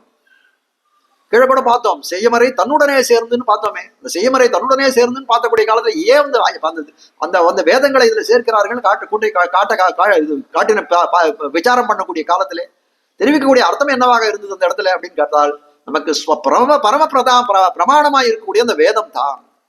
அப்படி அந்த வேதத்துக்கு விருத்தமாக இருக்கக்கூடிய எதுவுமே நமக்கு சேராது. அப்போ அருளிச்செயல்களும் ஆழ்வாருடைய அருளிச்செயல்கள் அந்த வேதத்தினுடைய கருத்தை அடிவொற்றி தான் போகிறதுன்னு சொன்னாதான் அது என்ன சொல்றது, அது ஆதரணீயம். நமக்கு இல்லைன்னா அந்த பரிகிரகாதிசயம் இல்லைன்னா அதுல எப்படி இருக்கும், எவ்வளவோ கிரந்தங்கள் எத்தனையோ பேர் எழுதலாம். ஆனால் அதை ஆச்சாரியர்களும் ஆழ்வார்களும் பரிகிரகம் பண்ண, அந்த பெரியவர்களும் பரிகிரகம் பண்ணிருக்கணும். அதை தொட்டு பார்த்து அதனுடைய ஸ்பர்ஷம் இருக்கணும். ஒரு சன்னதியில போய் ஒரு ஆச்சாரிய புருஷர்கள் ஒரு ஜீயர் சுவாமிகள்லாம் போய் தீர்த்தம் வாங்கணும்னா, ஒரு தீர்த்தம் வாங்கிக்கணும்னா அந்த சன்னிதியில தீர்த்த பரிகிரகம் ஆயிரும்னு சொல்லுவார்கள். தீர்த்த பரிகிரகம்னா என்னன்னா, அந்த இடத்துல ஆழ்வார், எம்பெருமானார், மணவாள மாமனிகளுடைய விக்கிரகங்கள் பிரதிஷ்டை பண்ணப்பட்டிருக்க வேண்டும். அவர்களுக்கு திருவாராதனம் நடந்திருக்கணும். அது இருந்தால்தான் அந்த ஒரு பெருமாள் சன்னிதியா இருக்கலாம். அது இந்த மூன்று பேரோட விக்கிரகங்கள் அந்த இடத்துல, அந்த பிரதிமைகள் அந்த இடத்துல எழுந்துள்ள பண்ணல அப்படின்னா அந்த இடத்துல தீர்த்த பரிகிரகம் பண்றது கூட தவறுன்றார். அதே போலதான் இந்த இடத்தையும் இருக்கிறது காட்டுகிறார்கள். ஆழ்வார் திருவுள்ளத்தை அடியொற்றி அதற்கு அனுகுணமான வியாக்கியானம் பண்ணுவார். அரிதாயிரை இருப்பது துர்லபர்கள் அது சொல்லக்கூடிய அதிகாரிகள் இல்லை. உரைக்க வல்ல எங்கையாலே சப்தார்த்த சந்தர்ப்ப கரணத்தில் அருமை இருக்கிறபடி உரைக்க வல்லார் அப்படின்னு சொல்லக்கூடியத சப்தத்தையும் அர்த்தத்தையும் அந்த கரணத்தை சந்தர்ப்ப கரணத்தில் அருமையாயிருக்கிறபடி ஆழ்வார் அருளி செய்த வார்த்தைகள் ஒரு அந்த இதுல இருக்கக்கூடியது இதெல்லாம் பதங்கள் எல்லாம் பார்த்தோம்னா சப்தமும் அர்த்தமும் ஒருங்க சேர்ந்து இருக்கும். இதுக்கு பதிலா இதை போடலாமா அப்படின்னு நினைச்சா போட முடியாது. ஏன்னா ஆழ்வார் அவர் மங்களாசாசனம் பண்ணக்கூடிய காலத்திலே அந்த திவ்ய பிரபந்தங்களை சொல்லக்கூடிய காலத்திலே ஒருவரை திவ்யதேச எம்பெருமானும் அந்த புளிய மரத்துல ஒரு கடையில தொங்கிட்டு இருந்தான். என்ன பாடு ஆழ்வார்கள் தான் அந்த பெருமாள்கள் தான் இப்படி தொங்கி இருந்தான்னா அந்த தமிழ் வார்த்தைகள் எல்லாம் என்னை கொள்ளுன்னு ஆழ்வார், உன் வாயிலே நான் விழ வேண்டும், உன் வாயால ஒரு வார்த்தை என் பேரை நீ சொல்லக்கூடாதா, இத்தனை சப்தமாக இத்தனை கால் தமிழ் மொழியில இந்த சப்தமாக நான் இருக்கிறேன், இந்த நிகழ்ந்து பூர்த்தியா இவ்வளவு இடத்துல நான் இருக்கிறேன், ஆனால் இந்த அகராதியில என்ன இருக்கக்கூடியவன் எனக்கு சிரேஷ்டம், எனக்கு நான் படைத்த இந்த உலகத்துல பிறந்த பயன் எப்படி கிடைக்கும்னா உன் வாயிலே நான் விட வேண்டாமா, அந்த வார்த்தைகள் எல்லாம் என்னை கொள்ளு என்ற வார்த்தைகள். அப்போ என்ன, அந்த சப்தமும் அர்த்தமும் ஒருங்கு இயந்து இருக்கக்கூடியது. அப்படி இயந்து இல்லைன்னா எப்படி இருக்கும்னா அதுக்கு பதிலாக இன்னொரு சப்தத்தை போட முடியுமா? போட முடியாததான் இருக்குன்னு காட்டுகிறார்கள். இயந்து இருக்கக்கூடியது. அல்லும் பகலும் அனுபவிப்பார் தங்களுக்கு சொல்லும் பொருளும் தொகுத்துரைத்தான் நல்ல மணவாள மாமுனிவன். திருவாய்மொழி 150 தனியானது. சொல்லும் பொருளும் தொகுத்துரைத்தான் நல்ல மணவாள மாமுனிவன். ஏன் சொல்லும் பொருளும் தொகுத்துரைத்தான் சொல்லணுமா அந்த இடத்துல அப்படின்னா அப்படித்தான் இயந்து இருக்கிறது. அந்த அர்த்தத்தையும் சப்தத்தையும் சேர்ந்து இருக்கக்கூடியது. அந்த சப்தத்துக்கு இந்த சப்தத்துக்கு இந்த அர்த்தம் தான் போடணும். அப்போ அமரகோஷத்தை எடுத்தோம்னா ஒரு சப்தத்துக்கு பலவிதமான அர்த்தங்கள் பரியாய சப்தங்கள் காட்டலாம். அந்த பிரகரணத்துக்கு எதை சேர்க்கணும் அதுதானே சேர்க்கணும்.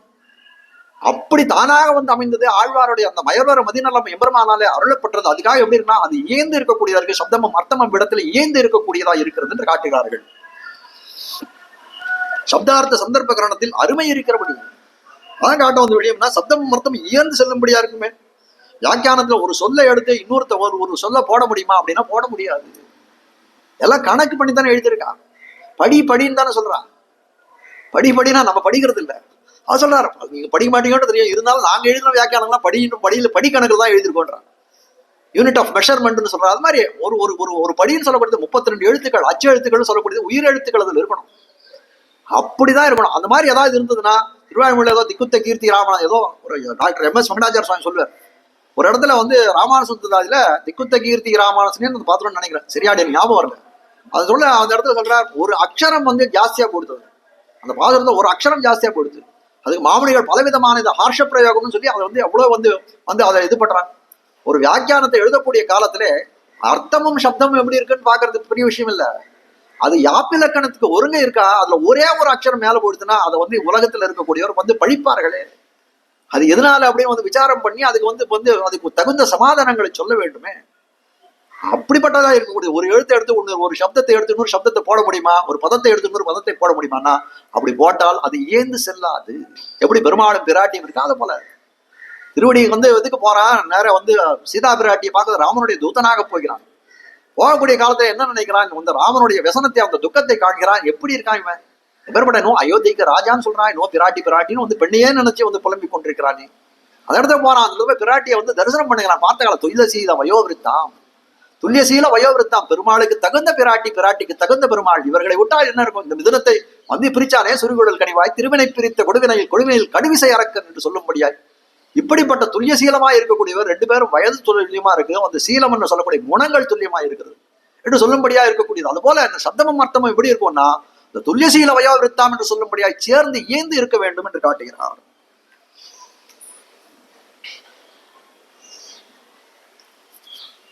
ஆழ்வார் சொல்றார் நீர்நுமதன்னிவை வேர் முதல் மாய்த்து,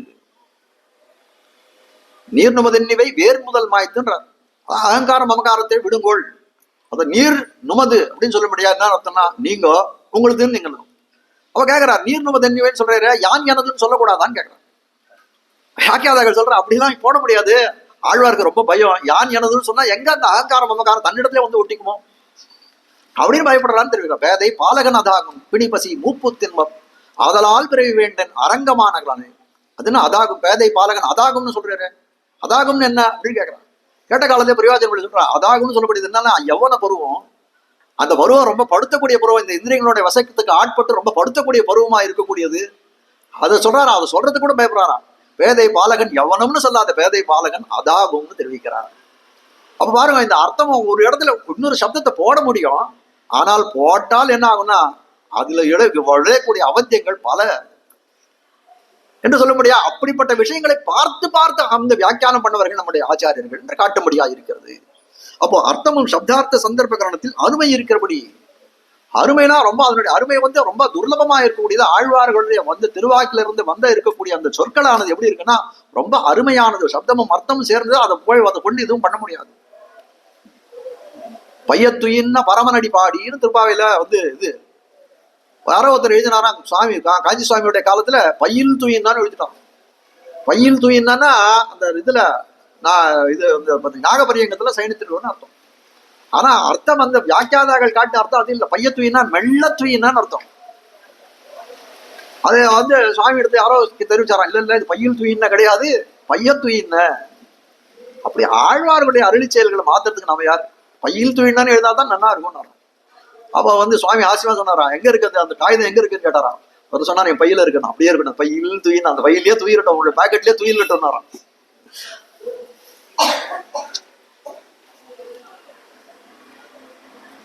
உரைக்க வல்லார் குருவார் இக்காலம் சப்தார்த்த கரணத்தில சந்தர்ப்ப கரணத்திலே அருமை இருக்கிறபடி உரைக்க வல்ல குருவார் இக்காலம்.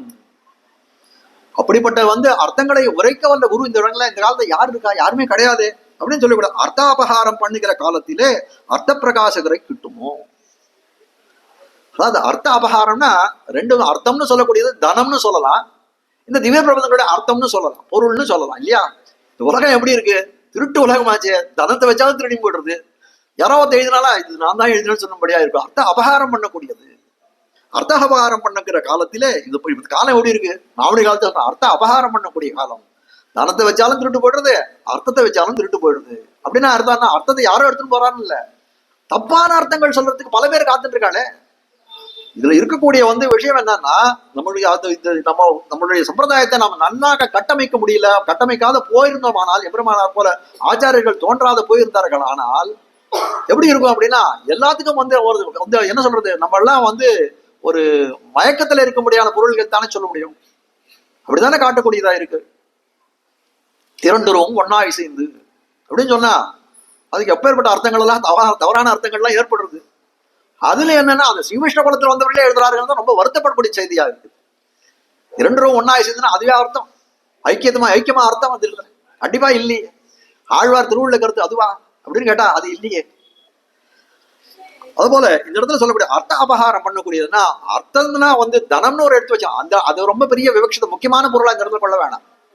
அந்த ஆழ்வார்களுடைய திருவுள்ள கருத்தை ஒட்டி இருக்கக்கூடிய பொருள்களை அபகாரம் பண்ணக்கூடிய அதுக்கு தவறான அர்த்தங்கள் சொல்லக்கூடிய காலத்திலே அர்த்த பிரகாசகரை கிட்டுமோ. அர்த்த பிரகாசகரை அர்த்தத்தை இந்த பிரவர்த்தனம் பண்ணக்கூடிய இந்த மாதிரி வந்து குருவார்னு சொல்றாலே இந்த அர்த்தத்தை பிரகாசகம் பண்ணக்கூடிய குருவார் யாராவது கிடைப்பார்களா? பெரியவருடைய வியாக்கியானங்களை பிரவர்த்தனம் பண்ணக்கூடிய குருக்கள் யாராவது கிடைப்பார்களா என்று சொல்லும்படியாய் உண்டாகிலும் தன் கைப்பொருள் கொண்டு தப்பியோடும் காலகிறே. உண்டாகல என்ன பண்ணான்னா தன் கைப்பொருள் கொண்டு தப்பியோடிக்கோட காலமாக இருக்கக்கூடியது இது என்று தெரிவிக்கிறார்கள். அர்த்தாபகாரம் பண்ணக்கூடியது. கிம்தேன நகர்தம் பாவம் சோரேன ஆத்மாபகாரினம் தெரிவிக்கிறார் மகாபாரதத்தில். அது எம்பெருமானுக்கு இருக்கக்கூடிய சொத்து என்னன்னா இந்த ஆத்மா உள்பட எல்லாம் அவனுடைய சொத்து, எல்லாமே அவனுடைய சொத்து தான். இந்த ஆத்மா உள்பட வந்து இருக்கு. அந்த ஆத்மாவே வந்து அபகாரம் பண்ணார் என்னதுன்னு நினைச்சுட்டான். அதுதான் பெரிய திருட்டு இருக்கிறதுலே பெரிய திருட்டு. திருட்டுல ஏதோ சொல்லலாம் 1 கோடி திருட்டா 10 கோடி திருட்டா, அதெல்லாம் திருட்டே கிடையாது. எம்பெருமானுடைய அவனுக்கு சொந்தமாக இருக்கக்கூடிய ஒரு பொருள் ஆத்மா, அந்த வஸ்துவை போய் தன்னதுன்னு நினைச்சான்னா அதுதான் இருக்க திருட்டுகளே பெரிய திருட்டுன்னு தெரிவிக்கிறாங்க. இந்த கல்வன்னு சொல்லக்கூடிய நம்ம ஊர்ல எழுதுகிற பெருமாளுக்கு பிள்ளை பெருமாள் ஐயங்கார் ஒரு பாசுரம் பாடுறார். பண்டே உன் தொண்டாம் பழ உயிரை என்னதென்று கொண்டேனை கல்வாய் என்று கூறாதே. பண்டே உன் தொண்டாம் பழ, உனக்கே ரொம்ப காலமா அனாதி காலமா வந்து உனக்கே ஆட்பட்டதா இருக்கக்கூடிய இந்த நெஞ்சு. பண்டே உன் தொண்டாம் பழ உயிரை, என்ன சொல்லணும்? அப்படி இருக்கக்கூடியதுன்னா என்னதென்று கொண்டேன், நான் என்ன பண்ணிருக்கணும், உன்னதுன்னு தெரிஞ்சிருந்தோம், நான் என்ன பண்ணணும், என்னதென்று கொண்டேனே, என்னதுன்னு நான் நினைச்சுட்டேனே. அப்ப என்ன சொல்லணும்? உலகத்தில் இருக்கக்கூடியவர்கள்லாம் என்ன சொல்லணும்? என் கண்ணை கல்வன் என்று சொல்லாது. என்னதானே வந்து திருடினவன் யாரு? ஆத்மாவை திருடினவன் யார் அப்படின்னா நான் தான். என்ன போய் கல்வன்னு சொல்லாது. மண்டலத்தோர், இந்த மண்டலத்தோர் என்ன பண்றான்? உள்வாய் பிளந்த புயலே உன்னை கட்சி கல்வாய் என்று ஓதுவது எங்கன்னு கட்டுறான். என் கண்டு எதுக்காக இந்த மாதிரி ஒன்ன போய் கட்சி கல்வான்னு சொல்றாரு? திருடனை விட்டுட்டு எவ்வளவு போய் திருடுறானே, இது நல்லவனை போய் திருட சொல்றாரு. காலம் அப்படிதான் இருக்கும் சுவாமி, எல்லாரும் வழி இல்லை. அது போலதான் இங்கேயும் இருக்குது. அது நொந்துகிறார். தப்பியோடும் காலம் இரு, பிறர் உண்டாகிலும் கிட்டுமோ அப்படின்னா அர்த்த பிரச்சாரம் கிட்டுமான்னு கிட்டாது. அப்படி காலம் உண்டாகிலும் தன் கைப்பொருள் கொண்டு தப்பியோடும் காலம் இரு. அப்படி இருந்தா கூட என்ன பண்றாங்க? அவர்கள் கைப்பொருள் கொண்டு தப்பியோடக்கூடியவர்களா இருக்கக்கூடியவர்கள் என்று சொல்லும்படியா இருக்கிறது. கடல் அளவாக திசையெட்டினுள்ளும் கலியுருளை மனிதர் காலத்து என்னும்படியான கூரமான காலம். கலிகாலம். காலம் எப்படி இருக்கா? ரொம்ப கூரமா கலிகாலமா இருக்கக்கூடியது. இக்காலத்திலே கூறிய மெஞ்ஞானத்தாலே திருவாய்மொழி பொருளை ஓர்ந்து உரைப்பார் ஒருவரை கிட்டுமோ. இப்படிப்பட்ட கலிதோஷம் நிறைந்திருக்கக்கூடிய காலத்திலே இந்த பொருளை உரைக்கக்கூடியவர் யார் உண்டோ? வெங்கலி இங்கினி வீரன மக்களை என்ன மிக தளர்நாள் என்று சொல்லும்படியாய் ராமானுஜர் திருவவதாரம் பண்ணார். அவருடைய ஒரு பிரேரணையாலே 5 விதமான 5 வியாக்கியானங்கள் நமக்கு இந்த பகவத் விஷயம் என்ற பகவத் விஷயத்தை பொருளை உரைப்பதாக கிடைத்தது. ஆனால் காலம் மேற்பட என்ன ஆச்சு? அதெல்லாம் குறைந்துட்டே வருதே என்று சொல்லும்படியா இருக்கக்கூடியது இல்லையா? அப்ப சொல்றாரு, இப்படிப்பட்ட இதுல மெஞ்ஞானத்தாலே, கூறிய மெஞ்ஞானத்தாலே திருவாய்மொழி பொருள் நல்ல ஞானம் படைத்தவராக இருக்கக்கூடியவர், இந்த பொருளை உரைக்கக்கூடிய ஞானவான் யாராவது உண்டோ என்று சொல்லும்படியா. நெஞ்சே கூறு, நெஞ்சே சொல்லு, நீயே சொல்லு. நான் பாஷ்யக்காரர் காலம் தொடங்கி உண்டான திருவாய்மொழி ஆச்சாரியர்கள் இடங்களிலே பவ்யமாக போர்கிற நெஞ்சே. நெஞ்சானது எப்படி இருக்கா? பழமையான நெஞ்சு, தொன்று தொட்டு இருக்கக்கூடிய நெஞ்சு. எப்போ எந்த காலம் தொடங்கினா? பாஷ்யக்காரர் எம்பெருமானார் காலம் தொடங்கி. பாஷ்யக்காரர் இந்த இடத்துல எதுக்காக இடுறாருன்னா, இப்படிப்பட்ட பாஷ்யம்னு சொல்லக்கூடியது வியாக்கியானங்களுக்கு பேர் தான் பாஷ்யம். அப்படிப்பட்ட அந்த பாஷ்யங்களுக்கெல்லாம் இந்த பாஷ்யங்கள் ஏற்படுறதுக்கு வித்தாக இருந்தக்கூடியவர் யார்? எம்பெருமானார். அதனால பாஷ்யக்காரர். சீபாஷ்யம் எதுனா சீபாஷ்யக்காரர். 2 விதமாக கொள்ளலாம். இந்த இடத்துல திருவாய்மொழி வியாக்கியானங்கள் பிரபலமாக ஏற்படுறதுக்கு காரணமாக வித்திட்டவராக இருக்கக்கூடிய சுவாமி ராமானுஜர். அது மட்டும் இல்ல, ஸ்ரீபாஷ்யம் என்று சொல்லக்கூடிய சிறந்த வந்து போதாயன விருத்தி கிரந்தத்துக்கு, அந்த பிரம்மசூத்திரத்துக்கு வியாக்கியானம் எழுதுவார் கூட தான் ஸ்ரீபாஷ்யக்காரர். பாஷ்யக்காரர் காலம் தொடங்கி உண்டான திருவாய்மொழி. அப்ப இந்த இடத்துல சொன்ன திருவாய்மொழின்ற ஒரு மேல ஒரு இது பதத்தை சேர்த்துனா என்ன சொல்லலாம்? திருவாய்மொழியுடைய வியாக்கியானம். அதனாலையும் பாஷ்யக்காரர் தான் இவர். அதை தெரிவித்த அவர் நேர போய் வந்து ஒரு அக்ஷரங்களை வந்து எழுதலையே தவிர, அவர் வழியாக வந்த அர்த்தங்கள் தானே வந்து பின்புள்ளாத ஆச்சாரியர்களுக்கெல்லாம் வந்திருக்கு. திருக்குறை கீழே பார்த்த வியாக்கியானத்துல திருக்குறை பிரான் சகல அர்த்தங்களையும் எம்பெருமானார் திருவடிகளை கேட்டவராக இருக்கிறார். அப்படி இருக்கக்கூடிய காலத்துல அவர் தெளித்த அர்த்தங்கள், அதுல இருந்து வந்த திவலைகள் தானே இந்த வந்து வியாக்கியானமாகி இடத்திலே அமைந்திருக்கிறது. பாஷ்யக்கார காலம் தொடங்கி உண்டான திருவாய்மொழி ஆச்சாரியர்கள் பவ்யமாக போர்கிற நெஞ்சே பஞ்ச பார்த்து இவர்களை போல ஏததர்த்த தரிசிகளாய் போர் முறை இக்காலத்தில் இன்னார் என்று ஒருவரையாகிலும் சொல்லிக்கான். ஆகையால் அவர்கள் அலபியராயிரே இருப்பது. இவர்கள் இந்த போல வந்து தர்ஷிகளாய் வந்து அந்த தத்துவ தரிசிகளாய் இருக்கக்கூடிய, அர்த்த தரிசிகளாய் இருக்கக்கூடியவர்கள். இந்த அர்த்த தரிசிகளாய் இருக்கக்கூடியன்னா தெளிந்த அந்த ஆழ்வார்களுடைய வந்து என்ன சொல்ற திருவுள்ள கருத்தை தர்சனம் பண்ணவர்கள். கீழே எப்படி பீஷ்மரை சொன்னோம், தத்துவதர்ஷியா இருக்கக்கூடியவன் என்று சொல்லும்படியாய் அவர் எப்படி தத்துவதர்ஷியா இருந்தார்களோ, இவர்கள் ஆழ்வார்களுடைய அர்த்ததர்ஷியா இருக்கக்கூடிய, ஆழ்வார்களை திருவுள்ள கருத்தை அறிந்த அர்த்ததர்ஷியா இருக்கக்கூடிய ஒரு போர்மகளை இக்காலத்துல இன்னார் என்று ஒருவையாக சொல்லிக்கான். யாரையா ஒருத்தர் ஒன்னாலும் சொல்ல முடியுமா நெஞ்சே அப்படின்னு? ஆகையால் அவர்கள் அலபியராயிரே இருப்பது. அலபியர் கிடைக்கிறதுக்கு சமசாத்தியமாக இருக்கக்கூடிய இந்த காலம் என்று தெரிவித்து அந்த வியாக்கியானத்தை தலை கட்டுகிறார். மேல தென்குறை திருவாரம் ஞானம், திருக்குறை பிரான்கள்லாம் வந்து வரிசையா ஒரு பாசனங்களாலே திருவாய்மொழிக்கு ஏற்பட்ட வியாக்கியானங்கள் யாராலே செய்யப்பட்டது, அதனுடைய பெருமை என்னன்றதை மேல தெரிவிக்க போகிறார். அந்த அனுபவத்தை நாளைக்கு வழக்கம் போல பார்ப்போம். ஸ்ரீமதே ரம்யஜா மாத்ரு முனீந்திராய மகாத்மனே ஸ்ரீ ரங்கவாசினே பூயாத் நித்யஸ்ரீர் நித்யமங்கலம். மங்களம் குருவரியாய மங்களம் குணசிந்தவே வாதிபீதிகரார்யாய நித்யஸ்ரீர் நித்யமங்கலம். ஸ்ரீமத் சுந்தரஜா மாத்ரு முனிமானசவாசினே அண்ணங்கராரியவரியாய நித்யஸ்ரீர் நித்யமங்கலம். தழை நல்ல இன்பம் தலைப்பெய்தெங்கும் தழைக்கவே. லோகா சமஸ்தாக சுகினோ பவந்து. சமஸ்த சன்மங்களாணி சந்து. ஆழ்வார் எம்பெருமானார் ஜீயர் திருவடிகளே சரணம்.